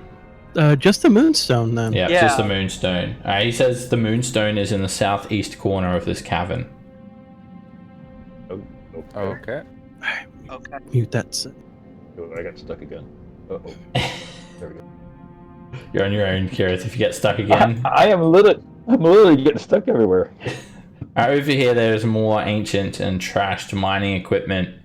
It looks like it's been here for a very long time. And studding the wall are pockets of this sort of whitish looking, almost quartz-like gemstone, a moonstone. Make sure you don't bring any Clefairies here, because they'll evolve. Clefairy. Alright, Razor, you rip out a chunk of moonstone, and He doesn't even. nothing bad happens. Do we want to go ahead and search this mining equipment for any more hidden goodies? Be my guest. Go ahead. You search around in it, and it's so old, like bits of wood just crumble to pieces, and the ore carts are very, very old and shoddy, and equipment just breaks apart, and everything is Find so out. old it's of no value. Yeah, not. All right. Let's put it back. And put the moonstone. Alrighty. Yep. Alright. You guys go back and place the final gemstone in the recess. And suddenly, the glyph starts to glow very, very brightly. And prisms of color shoot out all different directions. And then the pillar sinks back into the ground. And a multicolored prism of light shoots down from the ceiling and starts to take form of a female figure. You see stark white robes, ebony skin, pointed ears, and white hair. Oh, fuck. It's a female drow elf. Oh, God. Good. She seems to just appear in front of you all. She smiles. And she starts speaking in Elvish. Yep. I can hear her. Alder comes I down speak- and it translates. Alder? Alder's dead. He's a god. Comes down and translates. What are you saying, Plus she's hot. Why wouldn't he? She hasn't said anything yet. He's. I am very surprised to find those who have freed me are not of drow heritage. But nevertheless, I should thank you. Thank you for bringing me back to this world. I mean, I accept whom- cash. Ah, you are quick to warrant a reward. I like that. To whom do I owe the pleasure? Well, sweet mama, they call me Sweet Lou. They call me Berry,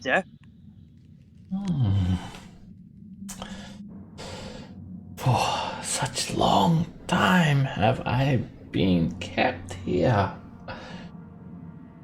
Now I have been freed. My name is Nelfa Lafe. And Don't know if I've heard that name before. I will do you the honor of sparing you your lives for freeing me from my stasis. Oh, so that's a reward. I guess What were you in prison What is- for? So I'm assuming that's what this was. I would not usually tolerate such inferior beings conversing with me, but I should do you that honor. Your mere presence in front of me infuriates me, but I shall tell you this. A ritual was performed here and it went horribly wrong. Instead of summoning our god from the demon web pit, I was trapped in a stasis. I am not sure how long it has been, but now I must get to my families. I shall leave this place. Goodbye. I'm going to insight check her. Or did she teleport? No, No, she just starts like walking off. She's like fully. She's actually like underneath her robes. You can see she's got armor on, and in her hand she carries a scourge. It's a 5-tailed whip, and at the end of the heads of the whip, there are these sharp-looking barbs that look like little spiders with 8 sharp hooking claws. And yeah, Bereza, you think like, I mean, Drow, they're inherently evil. Whatever she's going to do, it's probably no good. But she seems to be not particularly hostile. Should we spite her? She has not shown any hostility. I saw the sacrifices. She is the priest in which lies were given to. If you do not smite her, I'm afraid I will have to attempt to, Gareth. Understood. Hold on there, lady. Uh-oh. I sensed a great evil coming from you. Evil? Who is to determine what is evil and what is good? I do not tolerate you speaking to me in a like manner. Let me I should rephrase this. slash you down, you filthy creature. I have tolerated you for long enough. Speak to me again, and it will be your last words. Now excuse me. I am a creature of good. What does that make me then? You sicken me. Very well. That's what I thought. I shall teach you discipline. Kneel before me. Feel my scourge. And she just goes to like whip you. Gareth. Ah! Maybe you'll like that. I don't know. whip but it. I think it's gonna hurt. Alder would have liked it. Oh, Kirith shit. maybe not so much. And she attacks. As soon as Bear Time to frenzy. starts to whip him, he just starts foaming at the mouth and is just like. It's like a hair trigger. What the hell? Yeah, I think Barris has been licking that dagger a little bit too much. Exactly. Yeah, he's not foaming from rage. So I'm gonna move over here. I'm gonna recklessly attack her as well. Oh, shit. Jesus Christ. Oh. Oh, my gosh. She actually just jumps to the side and dodges a 3.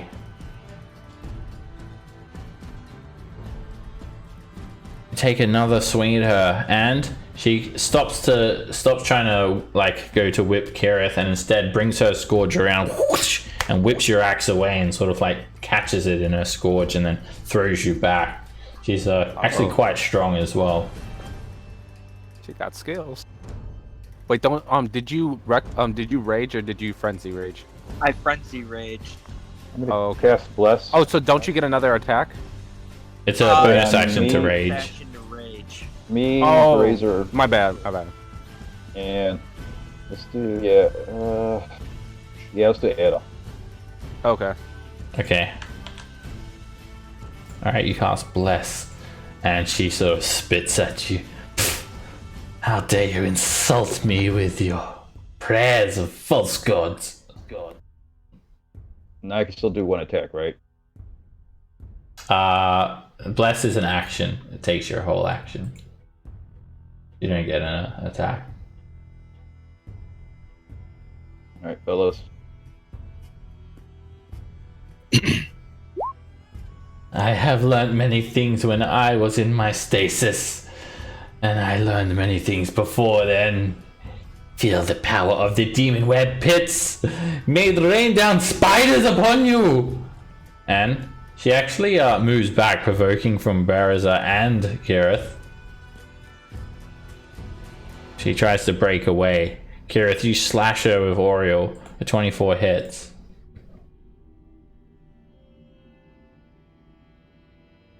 And Baraza, you take a wild Razor. mouth foaming swing, but you miss. And you catch her for 12 slashing damage, cutting through her scale mail. She keeps on moving. And she runs around the corner, holds up her scourge, and you guys hear the patter of 1,000 tiny spiders. They fall down from the ceiling, magically summoned. They start to surround everyone, and they bite and bite and bite as she casts Insect Plague. Well, Oh. Yo! She puts it right there. No. She'll put it there.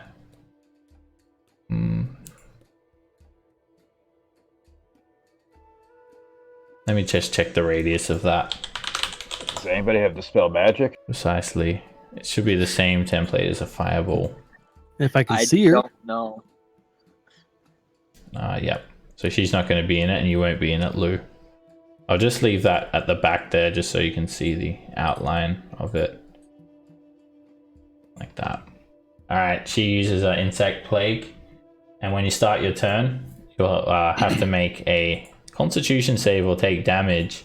And the area is lightly obscured. And it's difficult terrain. The movement speed is halved. It's basically thousands of tiny spiders swarming around, biting you all. Alright, she ends her turn there. As she throws that up. Adol, make me a Constitution save. okay.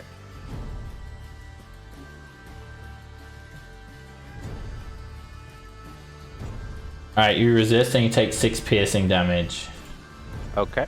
And I'm gonna just spend my action just sheathing that nice dagger with some poison. Alrighty. You cause the dagger to be coated with poison. Okay, and I will. The poison starts to like run down the blade, dripping. I see a little There's drool from. the water. He's drooling already, and Spicy. I will end my turn. Sweet Lou. Alrighty. I need to see her for Dispel Magic, correct? No, just the magical effect. Alright, that's what I'll try. Yep, 3rd level's my highest. Alright. Make a you latch onto the arcane weave that's formed this spell, and it's very strong indeed. You start to try to contain it, but it almost sort of pushes you back physically. Make a wisdom check. Wisdom's just spellcasting mod, right? Yep. Ugh, maybe not. Alright, it's too strong and it sort of launches you back against the wall. The magic overwhelms you. Sorry guys, I tried. Razor, give me a Constitution save. Alright, the insects bite you. They don't bother you too much, and you are resistant. So you take 4 points of piercing damage. Now it is difficult terrain, so as you walk, there is just like mountains of spiders just wading over you, and you have to like swim through them basically.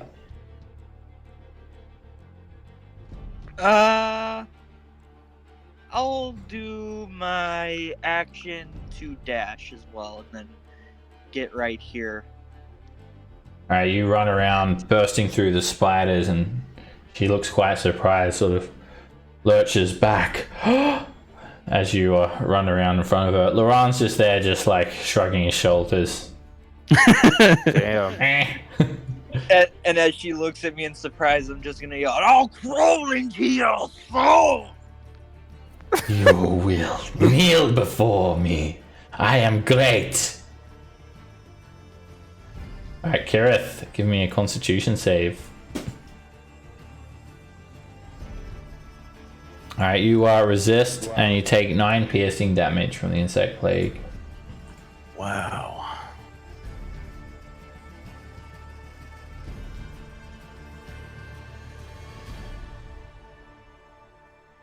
That's I'm all. dashing too. Okay. I'm dashing too.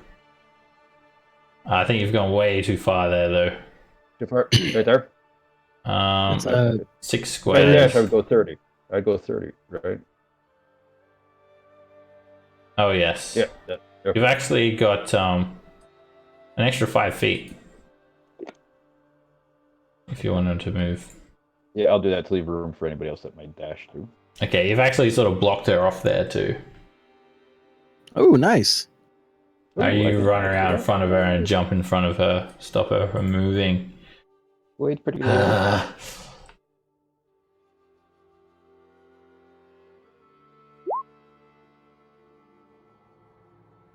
Alright, she is going to take her scourge. You will kneel. And she's going to try and whack Bereza first. 16 hits. And when it hits you, Bereza, it sort of hurts. You find that the barbs, these spider-like barbs, are riddled with poison. And you take 4 piercing damage Whoa. and 13 poison damage.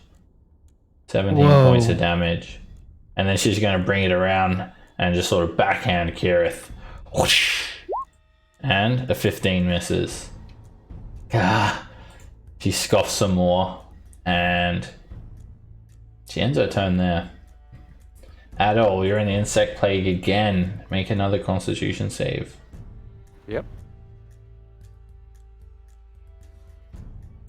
As soon as my character loads. It loaded. Don't worry, you don't have to roll for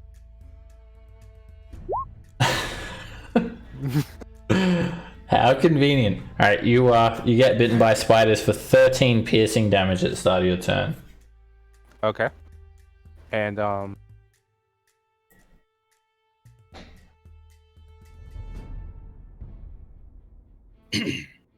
and then I move up to her. Take a Get step out of beside me with get my- out of there. Can you get out of there?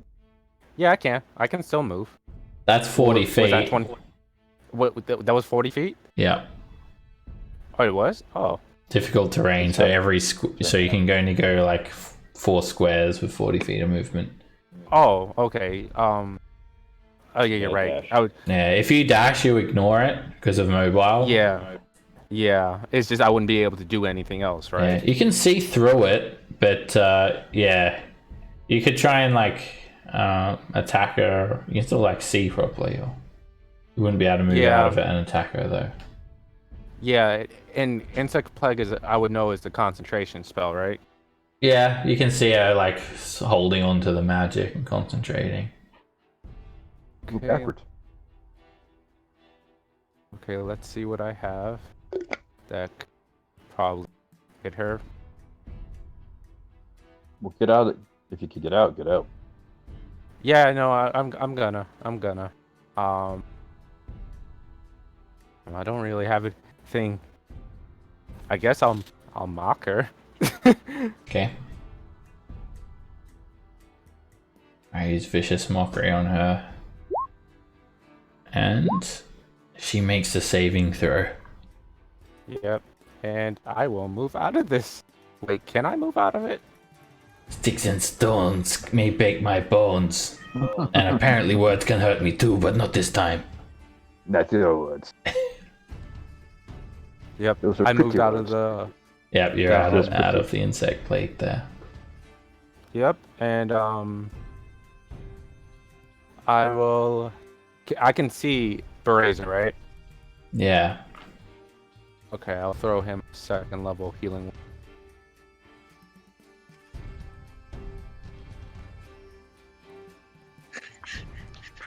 Words can heal bones too.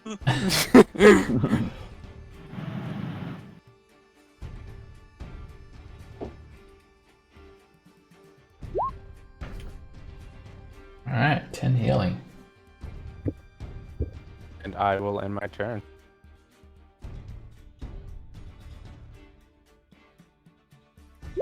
Sweet loot. Alright, I move over 10 feet, keeping myself out of range.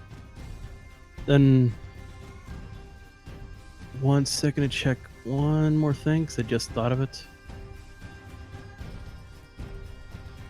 Alright, cool. That's all I need to know. Then I'm going to summon a bear totem right here. Alrighty. Did I give you a thing for your bear totem? If you did, you didn't tell me. Sweet loot. No. I've actually got like a token for it. I'll have to find it. But for now, you put the bear somewhere, and it gives everyone 10 hit points and gives them advantage on strength checks and saving throws within the aura. Let me get the try and find that template for you. I've got one. Yeah, no problem. Yeah, everyone take 10 temp hit points. Nice. Nice. I'm just gonna add it to my main health because I'm pretty sure I'm gonna get hit. Yeah. It's like a massive aura as well. I think it's like, is it like 60-foot aura or something? It's 30 a feet? 30 foot. 30 foot, I yeah. can, yeah, I can move it 60 feet, I think it was. Yeah. I'll get you a, I've actually got like a template for that. I'll get it for you. Alright. Bear totem. Okay. That is a action or bonus action? It is bonus action. Okay. But as an action, I am not stepping foot in there, so I'm just going to dodge. Okay. Alright, you dodge as an action. You got this, guys. I ain't fucking with these bugs. Alright, Berazar. Alright, I'm gonna reckless again. Okay. And this one I'll add bless on. Good call. I got that bear spirit finally too. Okay, you take a good swing at her. A 14 is a miss. She blocks it with the haft of her scourge. And does that use up my bless too? I think it's just for all No, of you get like, there's the bear. Whoop, there's 2 bear totems. You have the bless for a minute. And They're adorable. So I'll just check your sheet there. Oh, you've got it selected there. Yeah, I just see it. I just saw it. It's all attack rolls for the next minute. Okay. And Or what saving do throws. we get Or from saving Sweet throws. Lou? Sweet Lou, the bear spirit gives you guys 10 hit points and advantage on strength saving throws and checks. Oh, okay. So a 21 to hit. 21 hits her. Come on, Brazer. I Nice. didn't add my rage. Alright, as you break away from the scourge, you come in again. You like bury the axe deep into her side for 25 slashing damage. Blood just starts to run down her armor and it stains her white robe. Dang. She scoffs, coughs up blood on the wall. You take another heaving swing. A 16 hits, cleaving through her scale mail again. For another 16 damage. She is very badly injured. Still hanging on and still concentrating. She's coughing up blood all over the ground. You! How dare you! I dare to slash you! So I want to bring the boom. If I use Divine Smite. Do I have to say before I attack, or can I do it after I attack? Like You do it after you hit. Okay. So we will plan on using Divine Smite. 27 is a hit. Oh. All right, and we'll throw the Divine Smite on that. What level? Level 1. And that'll be an extra 2d8 radiant. Is that plus a 2d8 coming up? Alright, you slash her for 8 damage.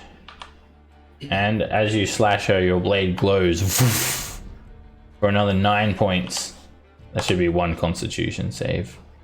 Alright, you just drive the blade straight into her, and she is like on the brink of death. She sort of holds up her hands. No! Don't do this! You win! I surrender! Nope. It does nope, not have to minor. end like this. Don't listen to her, Kareth. She is evil. You must be purged from this world. I shove this sword deeper. Alright, you need to hit her again. She's still alive. Oh, okay. Well, I can't do that. All right, guys. Wait, don't you Someone's get 2 gotta attacks? You've got 2 attacks. Oh, I thought I did my 2. Oh, you're right. Oh, thank Nope. you. You didn't Alright, use the other 5. attack. A 15 misses. You try to drive the blade in deeper, but she just sort of shoves you back. Very well then. If I die, you'll die too. And she whips her scourge back at you, Kareth. Actually, no, she's going to do something else. Ooh. She is going Show me her to... boobies. Not quite. She's going to drop concentration. She's going to try and preserve her life. Actually, I don't think she's going to be able to. Bereza's just too strong for her. If I will not die to your hand, Spider Queen, you will take me. And she's going to cast Insect Plague on herself. Oh, Wait, what? Oh. Oh. She just cackles maniacally. The Spider Queen will take me and take you too. She screams. That sounds about right. And Adol, make a Constitution save. Aren't you just great?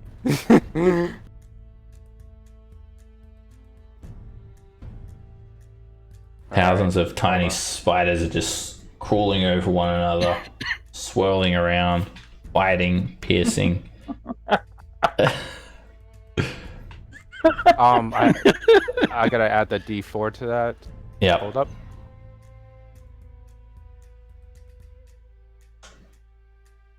Ooh. Should have a bless thingy. I'm gonna give you a global bless modifier. It only did it for my attacks. That's why I was You have wondering. to after you rolled to. You have to select the other one as on saving throws. I got it for you now. Oh, okay. Alright, you actually make the wondering why- save. That's all good. Okay. You make the save and you take 12 piercing damage. She said she was taking us with us. Taking us with her. Yes, the spiders. They are too much for you. You are dead. Yes. Oh no. Oh no. I am so dead. Spiders will kill you all within the Oh, next no. 6 seconds. Yeah, that could have happened there, lady. So you are pretty. I'm not fooled by your evil. And you're not creepy at all. Okay. Thanks. I get that a lot. Alright, at all. Okay. Question. Am I So is it lightly obscured where if I throw something at her? Lightly obscured, it's just hard to see, so disadvantage on perception checks. But other than that, Oh, okay. Okay. I want to whip my dagger of venom at her with the poison on it. you're gonna throw it at her? Yes. Yeah. Alright. Look at that. That sounds metal as fuck. Go for She's it. like, awesome. I'm gonna kill you guys all, and I want to throw it right at her throat. Not like mechanically, but like roleplay wise. Go for it. Damn! Oh. Oh. A 14 misses. You throw it, and it sort of sticks into the wall in the carving, like right. But you hit her like the carving of her head instead on the wall. That's great. Hey, there's a carving of her? Ooh, Yeah. she is special. Oh well. Do you have like Okay, another then. dagger or something? You can actually still make a dagger attack or something. Throw a Yeah, short sword. A regular dagger, if you have one. Yeah. Yeah, I know I do. I just don't have it on my character sheet. Hold on. You Is the might dagger not. of venom? Is the dagger of venom just kind of like a regular dagger? It's a +1 dagger. Oh yeah, you do. Oh, okay. You do have a normal one. It's So it's a regular dagger on. attack. okay, so is it just like a plus? Just a regular Hold on, dagger man. attack. Oh, you don't have the attack macro? Hold on, I'll drag it on. All right, and I'm gonna throw another one. All right, we're gonna try this again. Oh, you draw another Not dagger. take- Toss it at her. And 22 hits. As she sort of looks up at that poison dagger, she sort of looks over at you, Adol, like goes to turn her head to smirk. How dare! And that dagger just goes straight through her neck. Yes. She just chokes, and her eyes roll back in her head, and she sinks to the ground. And then But she still makes the Constitution. you hear like all of the spiders buzzing, and instead of the spell being like instantly dispelled, the swarm grows smaller into just a tiny little, almost a cloud of spiders, and they buzz over her and they just consume her until she's nothing more than bone. Awesome. Like a swarm of locusts, they just Yes. swarm down her and eat her into pieces. Awesome. That was great. And you guys get 975 experience points for that encounter. Oh shit! Nice. You were kidding when you said we'd be getting levels. But I'm assuming those gems are Nice. gone. The gemstones? No, they're Yeah. still sitting. Oh, they're just like they're still sitting in the ground where they were, like on the floor now, basically just underneath the pool of water. I'm Bears gonna are get like- my reward. Bears are like quickly runs around the corner, like looks around, like. Huh? Oh, easy there, big boy. I may be an elf, but I'm not black. I mean, you know what I mean. Wait, what? Say what? And You know what I I'll mean. kind of like do one last like, and then I'll like get out of it. Okay, good. Alrighty. Oh. You guys Spider lady. you guys ready to head back to report to the dwarves what happened? Yep. Yeah. Alright, you guys head back through those miles and miles of tunnels, and you'd be basically completely lost if it were not for the dwarves being so helpful and like every 10 minutes directing you towards the right way. They don't have any signs or anything, they just seem to know the way. To you guys, it's just a random maze of tunnels, and they direct you all the way back to the Miners Respite Tavern. So let's take a 10-minute break, and when we get back, we'll be back at the tavern. I'll see you guys back soon. All right, sounds good. All right. Wait, so we have 8802. Yes. Oh, We were- okay. Because before we were at like 7,000 something. Oh, okay. Yeah. That fight was so. I'd probably pick up the dagger by now, but that was great. Yeah.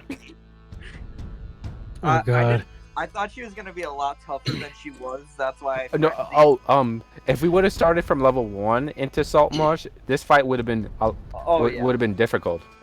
Well, it seemed like her only objective was to run away. So I'm assuming if she got away, she'd be like level 10 by the next time we see her, you know? Yeah. Yeah, that's my fear too. I was kind of thinking, this doesn't look like it'll end well. But then we come in and I get like 2 attacks in on her, and she goes like right to red. Yeah, I'm just glad that you blessed you did that bless on Brazier. Yeah, they really came in clutch. Yeah. See, me picking up gems wasn't so bad after all. Yeah, somehow that worked out. All right, See? so I'm not so certain. We'll see. Always trust in the bard. we almost left. We almost did. Hey, we can still walk out of here without no one seeing us, so I'm not too worried about it. Hey, nah, we have a reputation. I mean, Sweet. they won't see us or hear us. I may be a paladin of conquest or vengeance. No, conquest. Sorry, conquest. Yeah. But I thought you were vengeance. No, conquest. Conquest. But Okay. I'm still a paladin. I think you should let Seb know because the last time you told him you were vengeance, so just let him know that you're conquest. Yeah. No, I posted it that one time that I was conquest. Yeah. Okay, That's because I know like true. when I think it was last session or the other. Yeah, it was last session. Yeah, he thought I was. Yeah, that he was asking your oath because if you broke it or something like that, you would depending on the oath. Kind of hard to break my oath. There's certain It rules. really is. It's like you retreat in battle, and there goes your face. Yeah, if you look at the if you look at your oath, you're supposed to act a certain way. You can act similar to that, but it's kind of along those lines. Yeah. I mean, basically, my each oath has their own rules. Yeah, each oath has their own rules.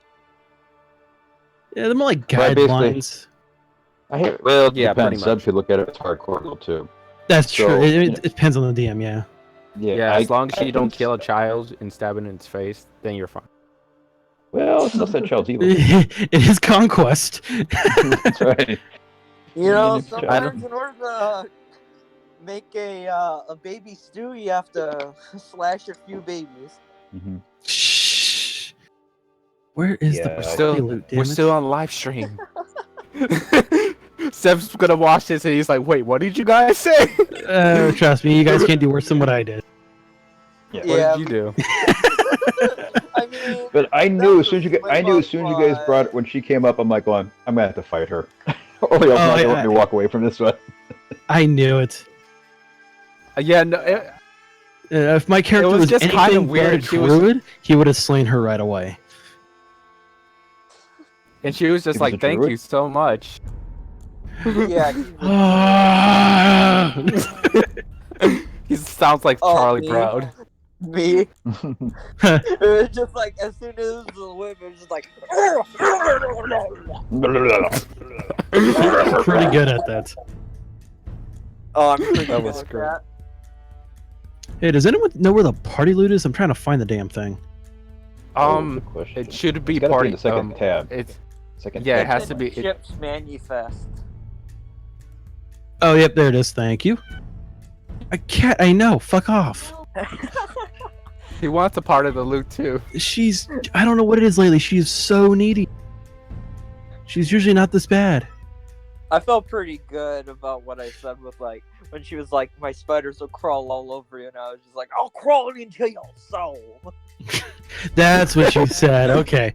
I heard soul, and that was it. Just soul. I never got to use the cool dagger. I was so mad. I was like, I got this. I coded it. I was like, ready. Hopefully, we're gonna be able to rest up before we have to raid that ship.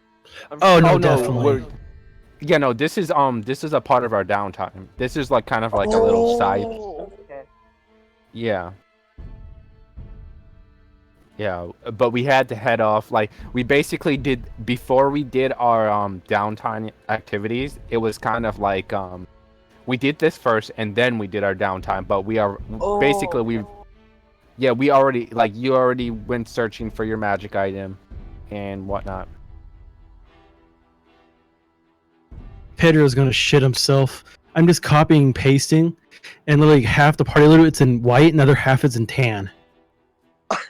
I'm jiggling with rage.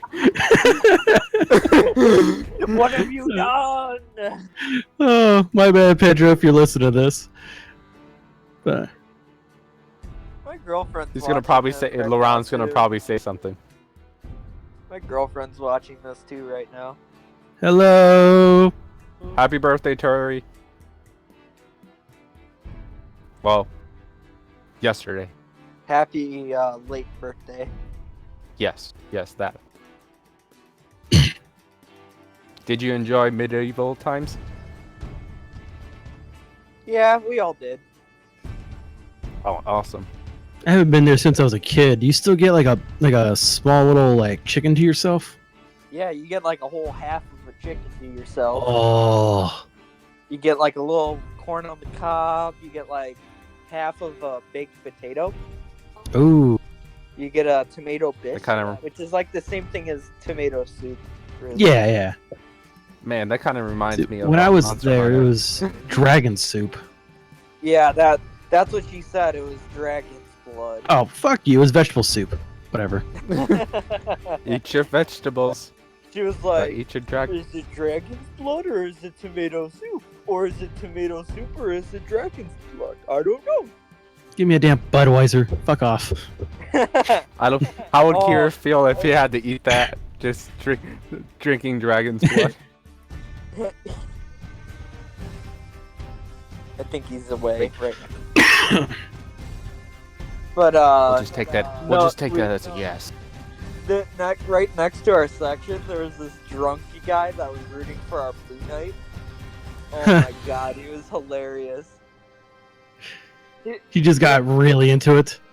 Yeah, and then the one night was like, dude, you have to calm yourself down. There are kids around because he started swearing and shit. He was like, fuck him up. Yeah. Like this is all fake, but calm down, man. This isn't WrestleMania. The way that they were announcing the nights, it sounded like WWE. Oh, I can see it. But no, it was pretty cool though. They even announced her birthday and everything. Yeah, I remember they did that when my parents did that when I was like 6, but I was too scared to go up there and be knighted. Oh, Tori said that Oh. if she was getting knighted, she could not do that.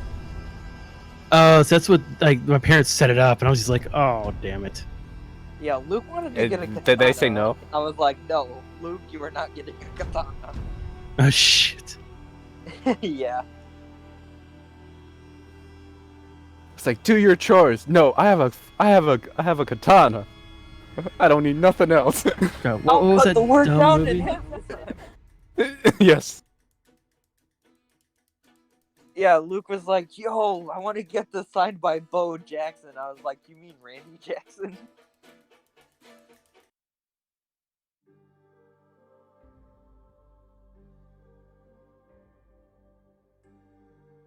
How's it going, guys? How's it going? Okay, you guys journey back through the mines, and the dwarves direct you back to the start of the mines near Miners Respite, where you see Avelia Copperlocks, dwarven mage. Ah, you're back. I thought Yeah. you got lost there as well. No, if it wasn't for you guys, we would have been lost. So many thanks. Yes. True that. Well, me magic may have directed you in the right path. I didn't say it could get you back, but trust in me, men. They're friendly enough, Yeah. and if you've made it this far, well, you're good in the dwarves' eyes. So, quite a quick journey. You got the pickaxes to me, men. Unfortunately, they didn't. Yeah, we make have bad news. We have bad news. Oh, by Moradin's word. Didn't they keep it a secret by the word of Dumathoin? What is it? Yeah, Go ahead, Barry. there was Oh, okay, go ahead, Barista. Say it, don't hesitate. And it ain't much that can offend a dwarf, trust me that. They were found, they had perished. They had fought some skeletal type warriors and a slime and ended up succumbing. Huh? They fought skeletons? They were turned into skeletons. Yeah. Oh yeah, they were turned into skeletons. They'll turn into skeletons. Why, what manner of black necromancy is this? It's Well, impossible. How? And also, we It's the found some sensitive. weird gems, which I give to him. The moons, the six stones that, and we found this weird magic circle where this Drow Nephalia was there, and we slayed her as well. What? A drow? In the mine? Yes.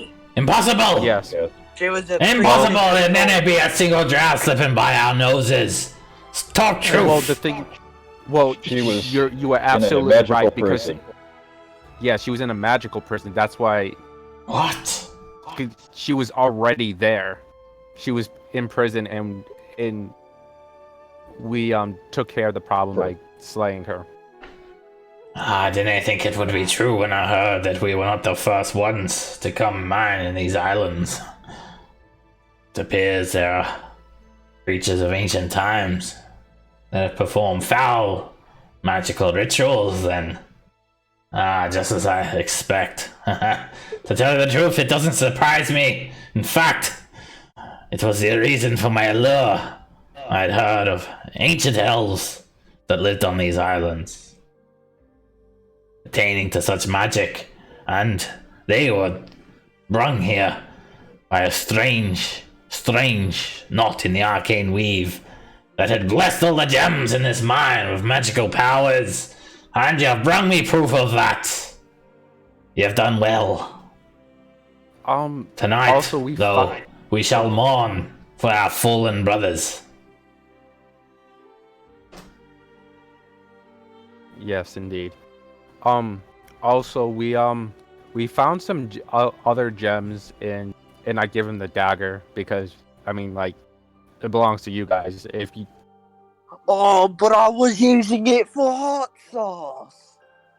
can I use it for hot sauce?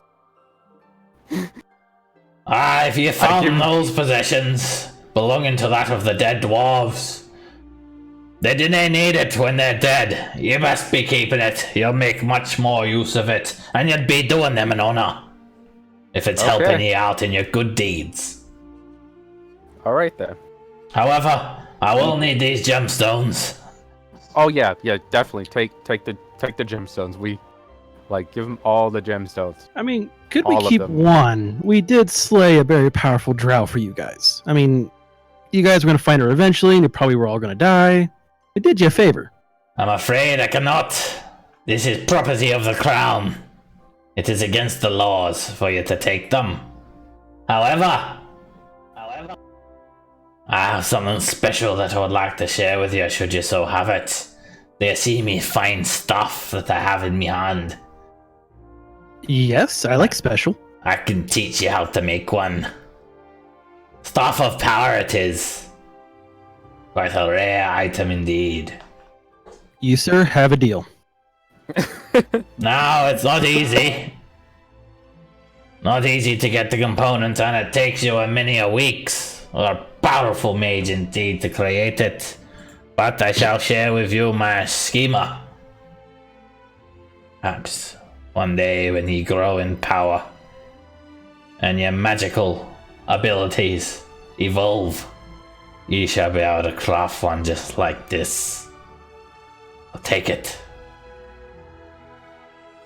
And Thank he you. gives you a schematic for a staff of power. You only need to spend 25 weeks of crafting and adorn it with a shard of a god rock. That's nothing. This sounds right up Sweet Lou's alley. He still gets God. This is great. Alrighty. See, is he doing good? You get rewarded. I'm still not 500 GP, but I'll accept it. Well, on behalf of the Copperlocks clan, thank ye kindly. Now we must mourn our fallen brothers. To the tavern! Aye! Everyone! Aye! Put down your pickaxes for the day! We're going drinking! And all of the dwarves throw their pickaxes down and just come running for the tavern. They sing merry tunes, and they sing songs of your bravery and the bravery of the fallen dwarven miners. And you guys make merry with them, and they give you some bedding to stay at Miners Respite. And you guys make a performance check during the celebration? Sure. Yes. Yes! Finally! Ah! If I wasn't mistaken, I'd say you're a dwarf! Aye! If you could replace that hair on your head and put it on your face, well... I like you. I'm drunk. You're a funny one. Yes. If you're not a dwarf, I'd be a monkey's arse. Now listen. Does anyone want to try my new hot sauce I just found? It might be a bit spicy. No, Brazen. That's just for you. That's just for you. I told don't do it. Don't do it. I'm hungry. No, don't taste it. Don't take it. I'll have it on my own food. Yes, he's bored. Make sure you give that back when you're done. It's like licking a paste-over flagpole. Don't lick it. I used the poison for the day, but there's like little seeps of poison still on it, just for him.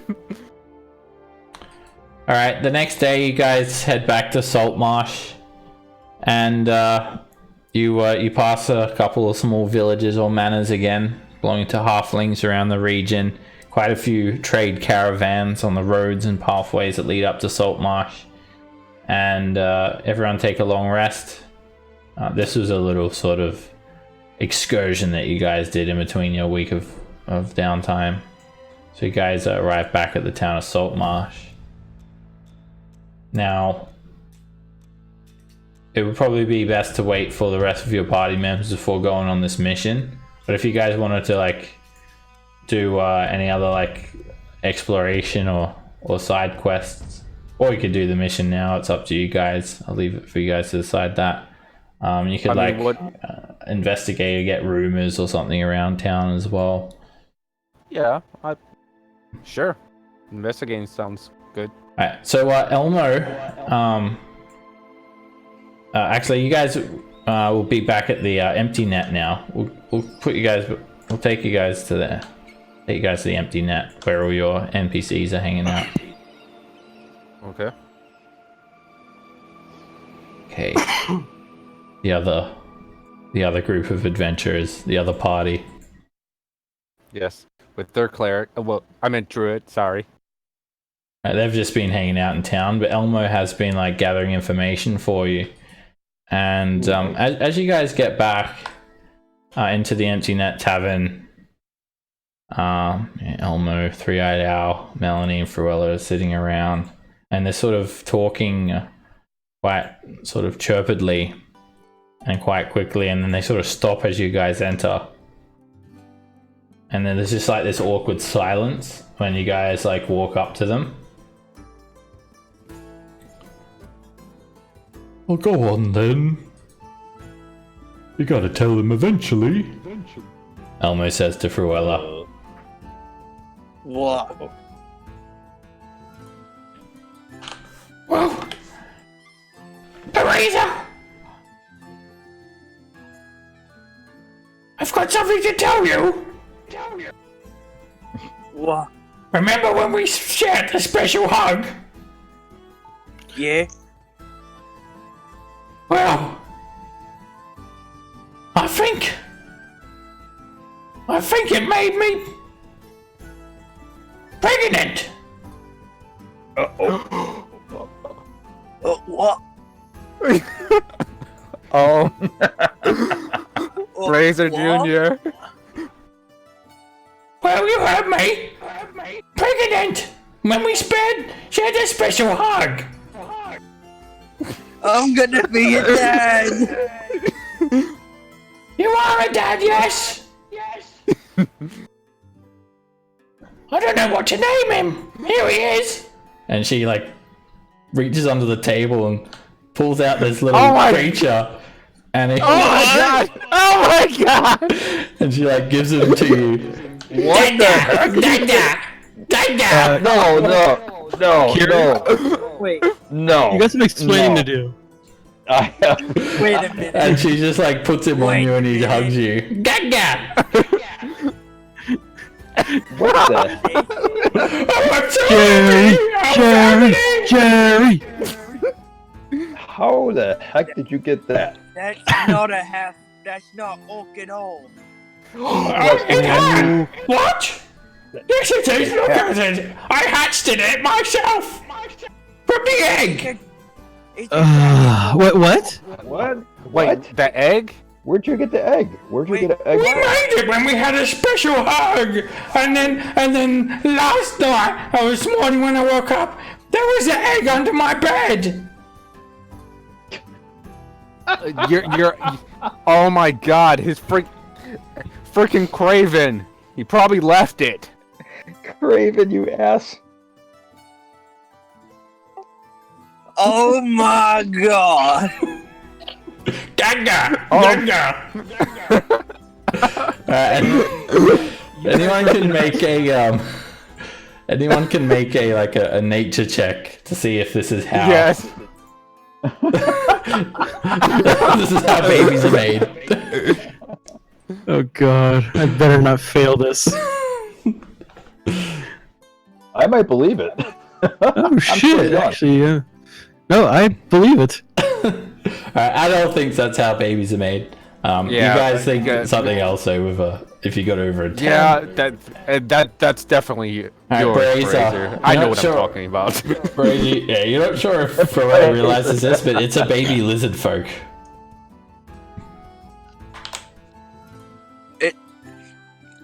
Gareth, is this your kid? What are you saying, Marisa? I didn't do a special hug with him. Only you.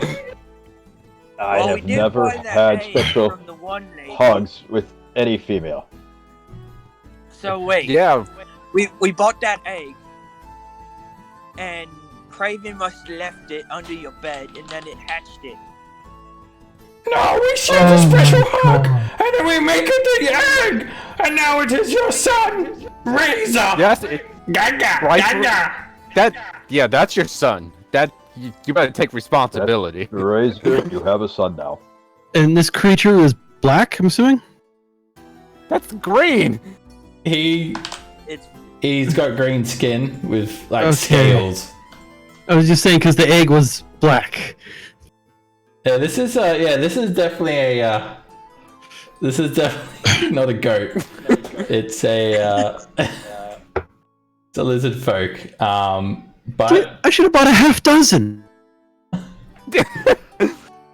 Oh, it did work. That egg. Cruella sort of looks at you. How can you say this not our son? You look him in the eye and tell him that. Gaga, gaga. well, he's calling me his dad, and I guess we're his parents now.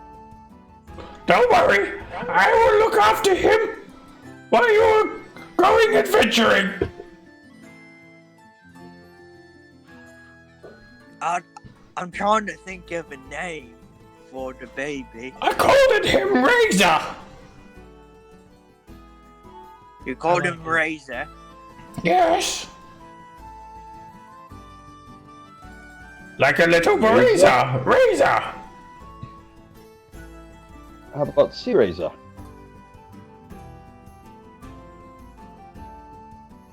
Do you like the name? What?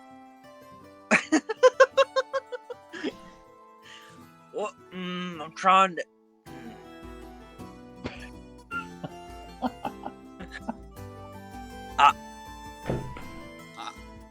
I'm really like, my mind is blown right now, and I can't think. Like, I knew you were doing something, Seb, just not this. I thought it was gonna be a lot worse. Now you must buy me house. Oh, it just got worse. Oh, fuck. Oh boy. I wasn't expecting to be a dad. Oh, don't worry. You can stay at my house. What about... My daddy said that the king is giving me a small farm and a little house on the outskirts of town, and you can stay there, and little Razor can stay there as well.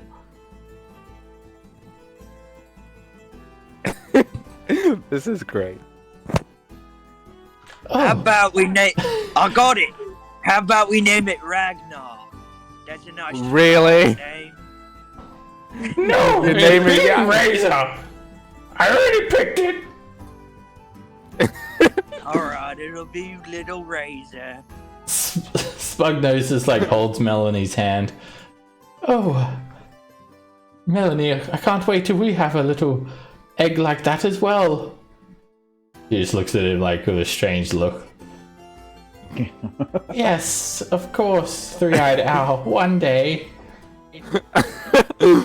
I'll pick I'll, up Little Razor.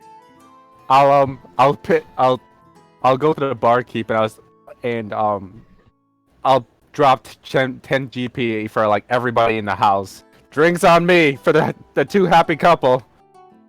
All right, everyone. Welcome, Little Razor. Everyone sort of cheers. Cheers! Yeah. People start snatching up drinks. Crab gives you a thumbs up and pours drinks for everyone around. Here's to Little Razor. Yes. Yes. And after the celebrations die down, Elmo sort of reports to you guys. He's been investigating locations in town and whatnot, and he sort of just talks to you guys. So, how did it go with the mines then? Went pretty good. I mean, we had to fight some evil drow priestess, but nothing too hard. Drow? Oh. Yeah. That's an evil elf. Well, I'm glad Yes. you sorted that one out. Are you still looking for a venture? I found out a few things about the town. It's Really now? Yes. a lady named Kiorna Kester. She runs the tannery. It's called Kester's Leather Goods, and she makes some very nice leathers. They're colourful and they're smooth, and they have all sorts of purposes. And she was saying she's looking for hides from exotic creatures and monsters, and she's willing to pay good coin. Okay, we'll keep that down. Do we have any exotic hides? No, we don't. Not at the moment. Of course. Always go find something. I'm not sure exactly what she pays in that. You'd have to go and speak to her herself. But that's not all. I also learned at the tower, it's called Hall Watch Tower. That's sort of like the barracks. It's a defensive armory for all the king's men. And that Eleander Fireborn, he's always posting missions there. Random sort of missions and that. And also, I heard that there is this gnome man at the Carpenters Guild Hall, and he's always looking for rare, strange bits of wood that he's looking for around town. So I've sort of done some investigating for missions and stuff like that for you. And I've also heard down at the docks, it's a good place for rumours and that. Okay. Would any of that sort of stuff interest you all? Yeah, let's pick up some more. Is it still during our downtime, Seb? Yeah, this is things that are happening during the week. Okay. Yeah, let's let's go to that barracks and try to pick up some more missions. Who knows? We might find some exotic stuff on one of the missions. All right, Pool Watch Tower. Let's go over there. All right, grab the 5. Oh, and just Loran and Zilch are they're doing like off whatever they were doing during this time. All right, you guys. I still can't believe that. Yes. That damn egg for gold. All right, the Pool Watch Tower. It's number 12 on the map. It's over here. Okay. You guys head over there, sort of just walk down the hill, and it's a 60-foot tall tower surrounded. It's like a little mini castle, really, a fortification, and it's sort of on a bit of a lower ground. But even despite its being on lower ground, it commands a view of the entire Azure Sea coastline and the swampland to the northwest, as well as the entire town to the east. And it's surrounded by a wall. It's got the configuration of a little castle. And you guys head in, and there seems to be like basically a public area where anyone can just enter, as well as like towers. Oh wait, let's get the right characters on there. Okay, you guys head on in, and you see guards posted around here and there. There's a 60-foot tall tower that sort of serves as a lookout, and you see Eleander there. He's actually just talking to a guard, and he notices you all, so he comes up to everyone. You know, there's like a gate entrance. This is a wall that encloses it. You see like spires and towers and different offices around here.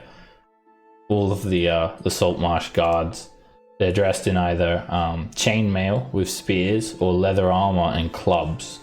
Some of them look like gate guards or horseback guards or just like city patrols.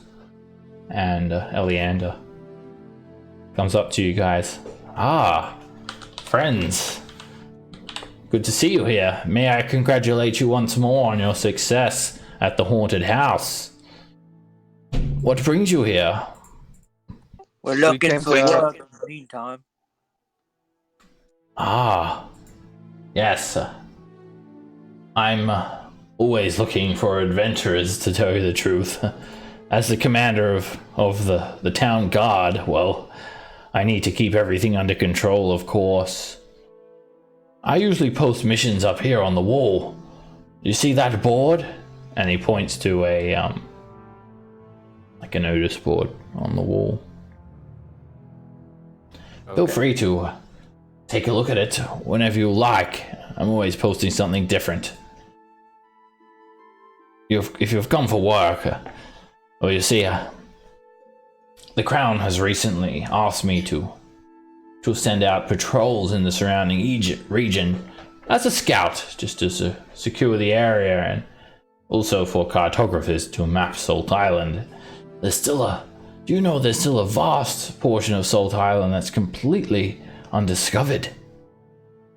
Now, I sent some of my men to the Drowned Forest to investigate, but the patrol has not come back.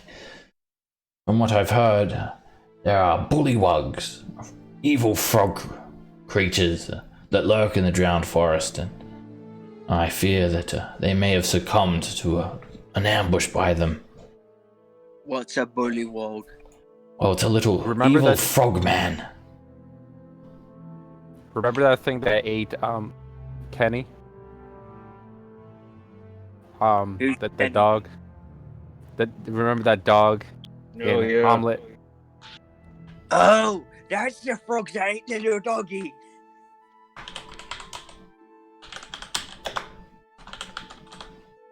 Well, I know that you Yeah. have a mission up and coming soon, but I'm sure you may find time if you wish to head of course.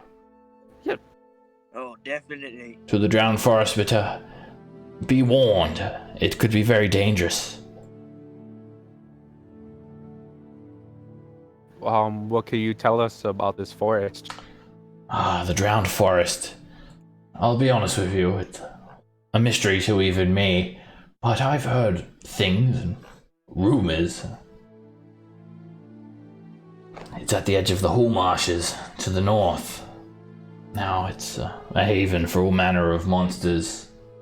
Luckily, the elves at Burl and many of my men, they do well to secure the area to make sure that no monsters come close to civilization. From what I've heard, it's completely engulfed in marshland.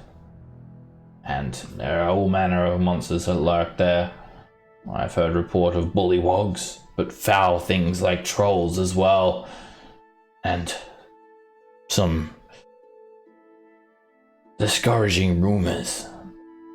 I've even heard that it's a haven, a spawning place for foul evil creatures like demons. Oh. That's not so good. Demons could be bad. Oriel actually chimes in with you, Kirith. Yes. Kirith, do you not see the connection here? Demons. No. We have heard that fire cultists, they were active in the drowned forest. You think the cultists of elemental evil could have something to do with this? That is possible. I didn't put that together, but that is very possible.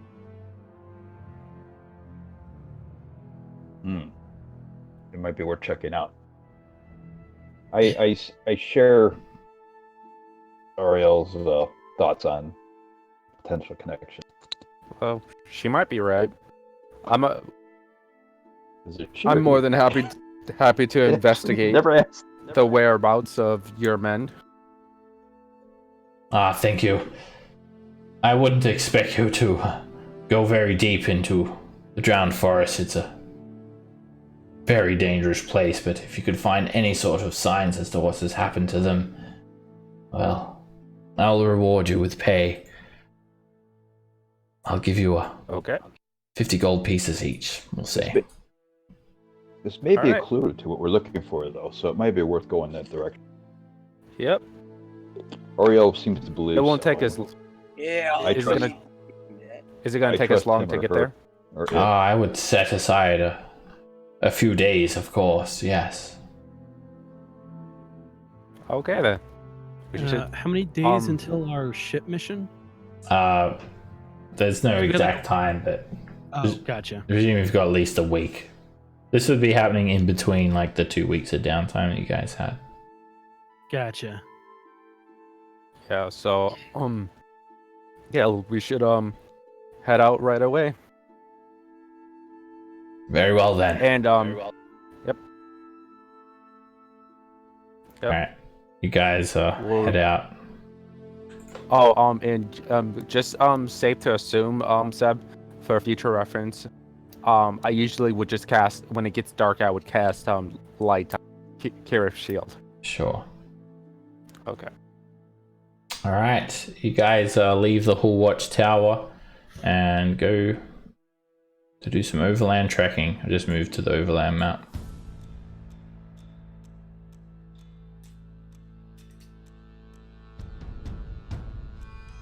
Okay, so go take a look at the surrounding region.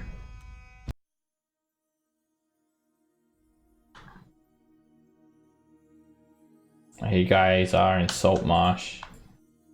Now, the old Salt Road leads north from Saltmarsh. It winds around through the hilly foothills region and continues on to Burl.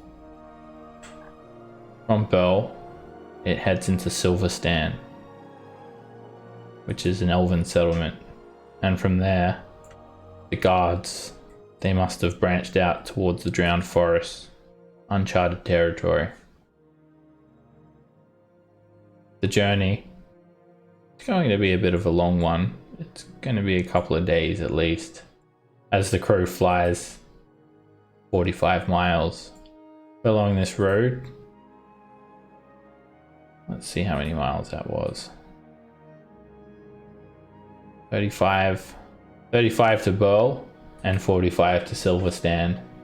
So it's going to take you guys 2 days. Okay. It's a pretty well traversed road. And you guys head north from Saltmarsh. As you're traveling, you pass a couple of small villages on the first day and a manor. And one of them looks like a halfling settlement, and they're sort of like off the road though. And then quite a few caravans with provisions. The caravans, their tops are laden with the symbol of the king and the crown.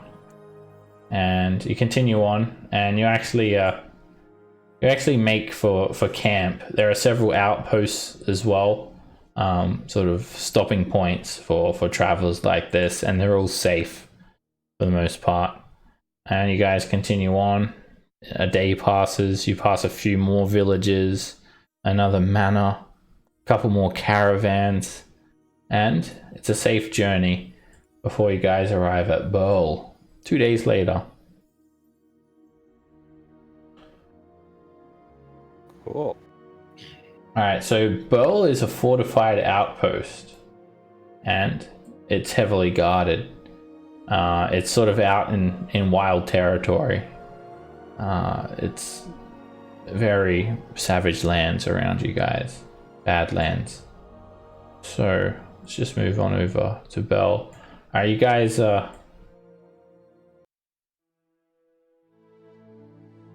approach there. It's a big fort, like a massive fortress.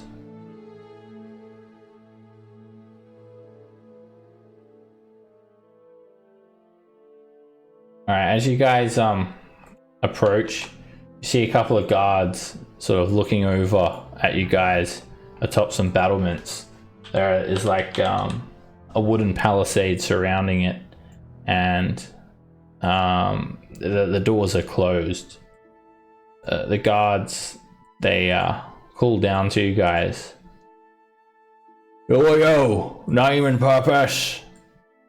They're actually dressed similarly to the guards from Saltmarsh. Name's Ado.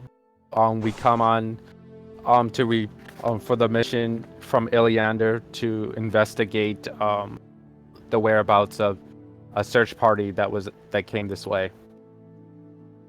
Oh, you may want to speak to Kiara or Wonder Roots then.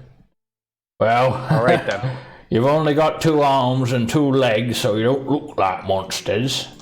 Come on through then. And then they crank this mighty gate open.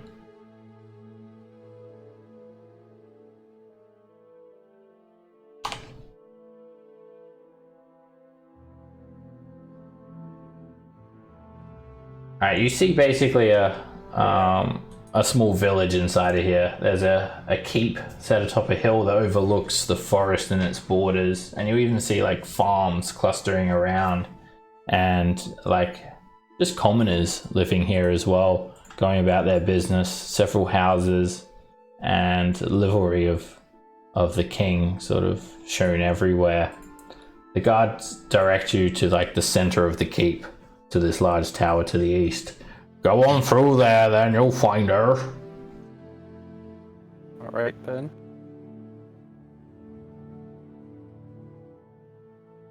The place looks quite safe, and you guys feel quite at ease as you head on through. If I look around, do I notice anything like people staring at us, or like what are they doing exactly? The people are just farming. It looks like people are mainly just like living here, but there is like a lot of guards as well. Yeah, it's basically like a little village in itself. Nothing like looks out of the ordinary. Just people are farming, living, guards coming to and fro from patrols. And yeah, you guys catch a few looks, particularly Kerith and Sweet Lou and Bereza. Most of the party. But these people are sort of living on the brink of civilization, so you're quite sure they're sort of well versed to seeing strange looking humanoids. You guys head on through, and you go into this like central keep, surrounded by another smaller wooden palisade, and you see a large tree with a face on it, sort of just perched here in the center of this area. Is the hot sauce getting to me, or is that a tree with a face on it? It's Game of Thrones. What's Game of Thrones? And you guys also see a heavily armored woman. She greets you. Well, what has the cat dragged in today? We were sent by Iliander to investigate the missing search party that to investigate the drowned forest. Eliander, hey? Yes. How do I know he sent you? How do I know you're not spies? Do we have any proof? How do I know you're not here as members of the Scarlet Brotherhood? Spies trying to learn information. I mean, Who the hell let you in here? The guards. We told them yeah, your front we gate. said they told us to speak with you. Damn guards, just letting anyone in off the streets. Sure. This is a place for rest and respite before heading out to the Hull Marshes or the Dreadwood. We'll see what old Wanderroots has to say about this. And she slaps the tree. And the tree sort of comes to life. It's a massive, ancient-looking tree. Oh my, I was having a lovely sleep there. What did you wake me up for, Kiara? These ones. They say Eliander sent them, but to me, well, funny looking. Could be Scarlet Brotherhood agents. You always jump to conclusions, Kiara. I'll be the judge of that. And this massive oak tree with a face just sort of leans over you guys in an imposing manner. This one, he looks like an elf. He's got funny colored skin though, he's blue. Oh yes, a sea elf. I'm actually a dragonborn. Not an elf. Dragonborn. I've seen it all. Nothing surprises me. Half dragon, half man.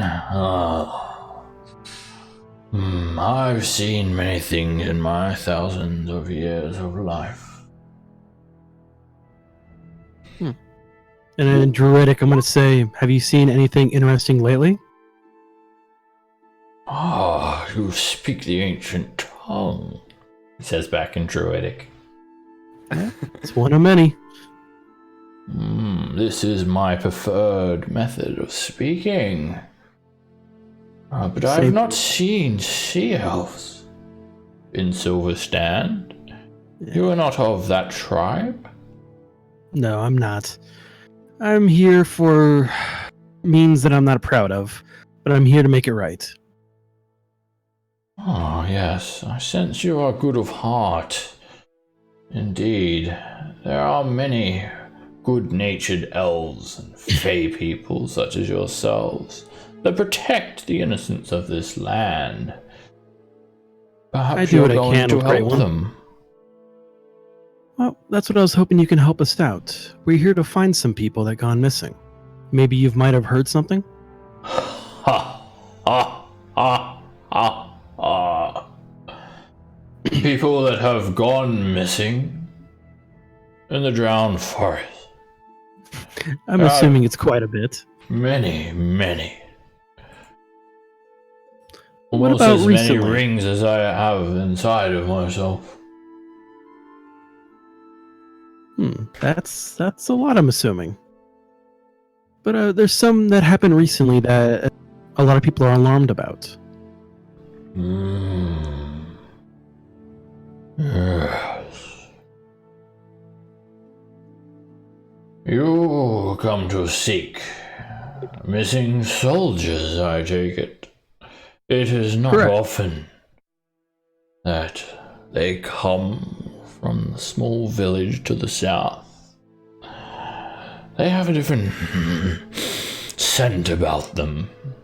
Yes, I know of the ones you speak. And, firstly, I commend you for coming to find them.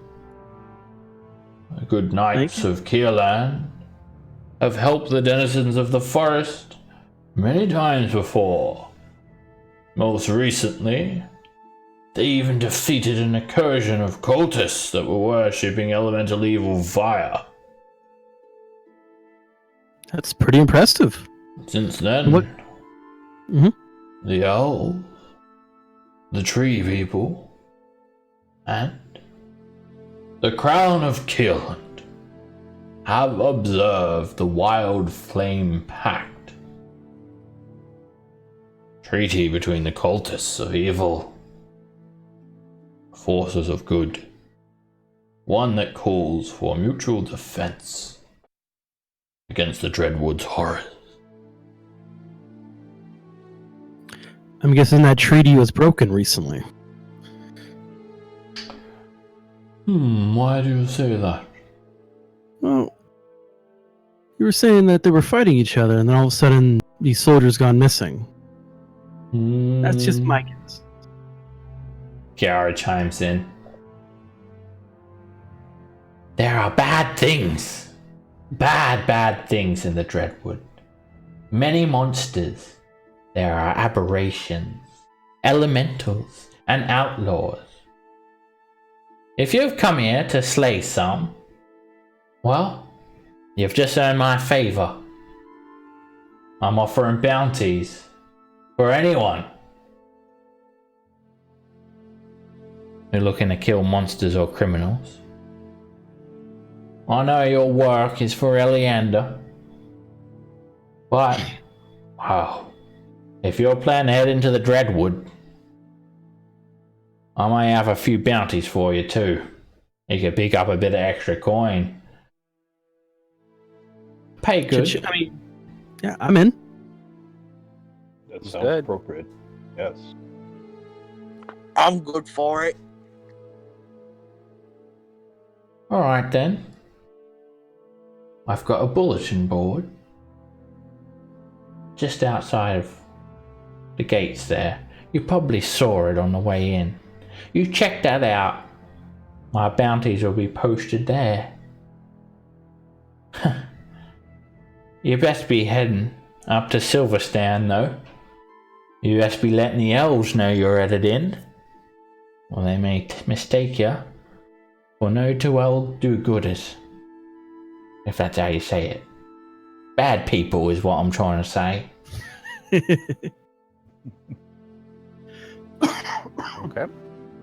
Well, look at the bulletin board and then talk to the elf. But I warn you, it's dangerous. It's bloody dangerous. They say the deeper you go, the more danger you will find. Strange things happen there. Things that will play tricks on your mind. Yep, sounds like most women. Well, Badoosh. you've been warned. You take care now, and good luck on your journey. Be sure to check that bulletin board.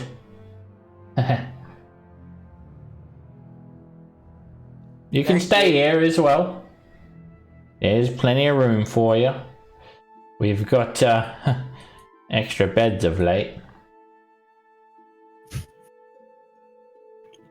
Yeah, It well, was also nice meeting you, Mr. Big Tree Man. Oh.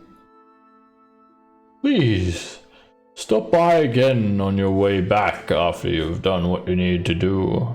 I'd be happy to talk with you about what you found in the woods.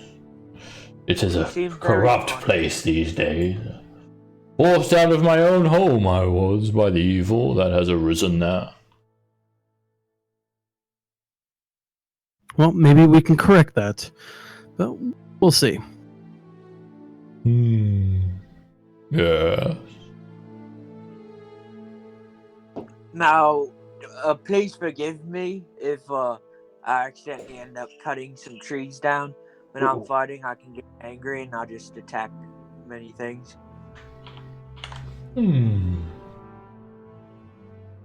As long as the wood goes to good use, I'm sure the elves won't mind.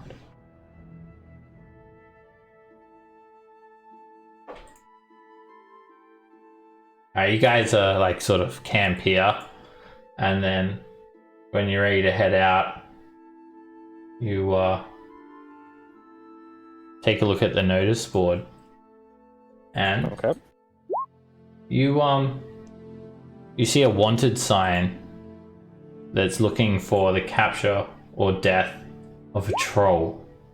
He's called the Sleeping Giant, and he's said to have snatched up children from Burl that were playing outside. Oh. Does it say he needs to be dead or alive? Either one. And the reward for his killer capture is 25 GP. I mean, I mean, it's not bad, but it's not good. Gold's gold. Yeah. We might as well have that one in case if we do meet him.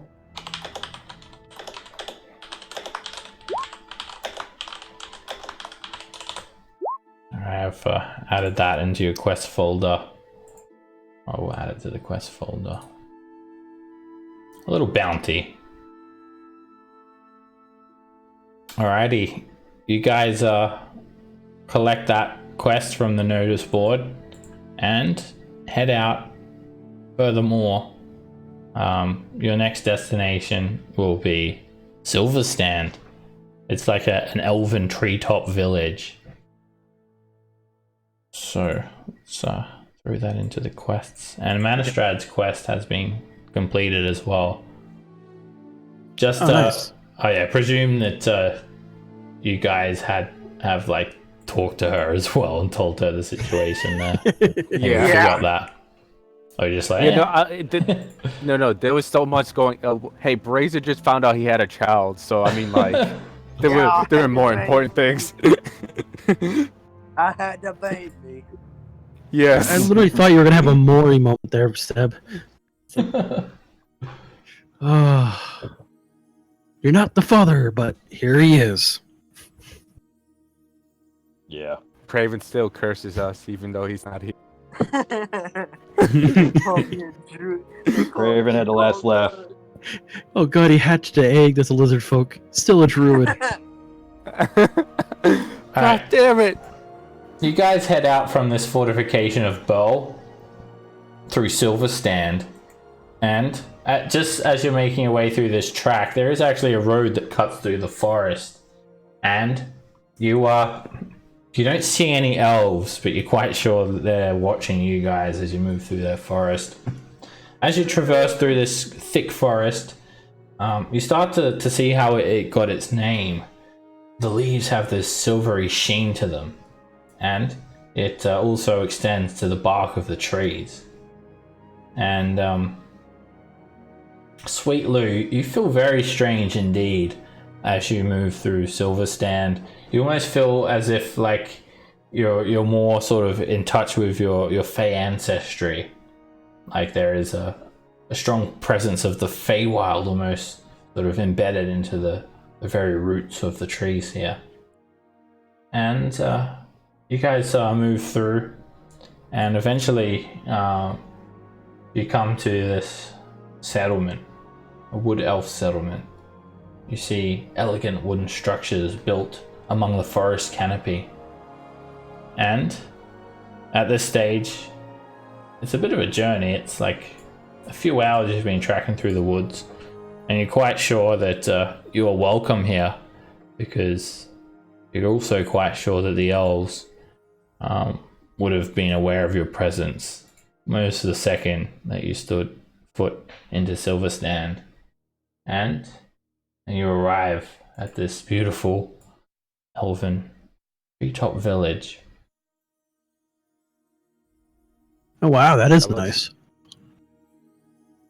And you look around and you start to see, clinging to the trees, up on the branches, boughs of trees, coming out from bushes all around you, wood elves, almost perfectly camouflaged into the surrounding environment.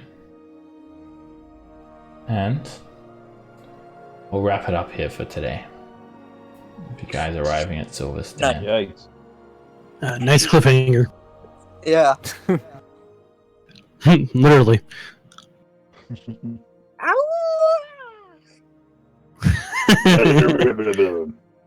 We'll take care of your kid now. Literally's like, you're a dad. All right, I'm going on a journey. I'm out of here. This bitch ain't mine. It is now. Okay. Silverstand. Alright, we'll start off next session, arriving at Silverstand. Thank you guys very much. Yeah, thank you, Seb. Thank you. I will see you guys next week. Take care all. Alright. Later, man. Bye bye. See ya. See you, Seb.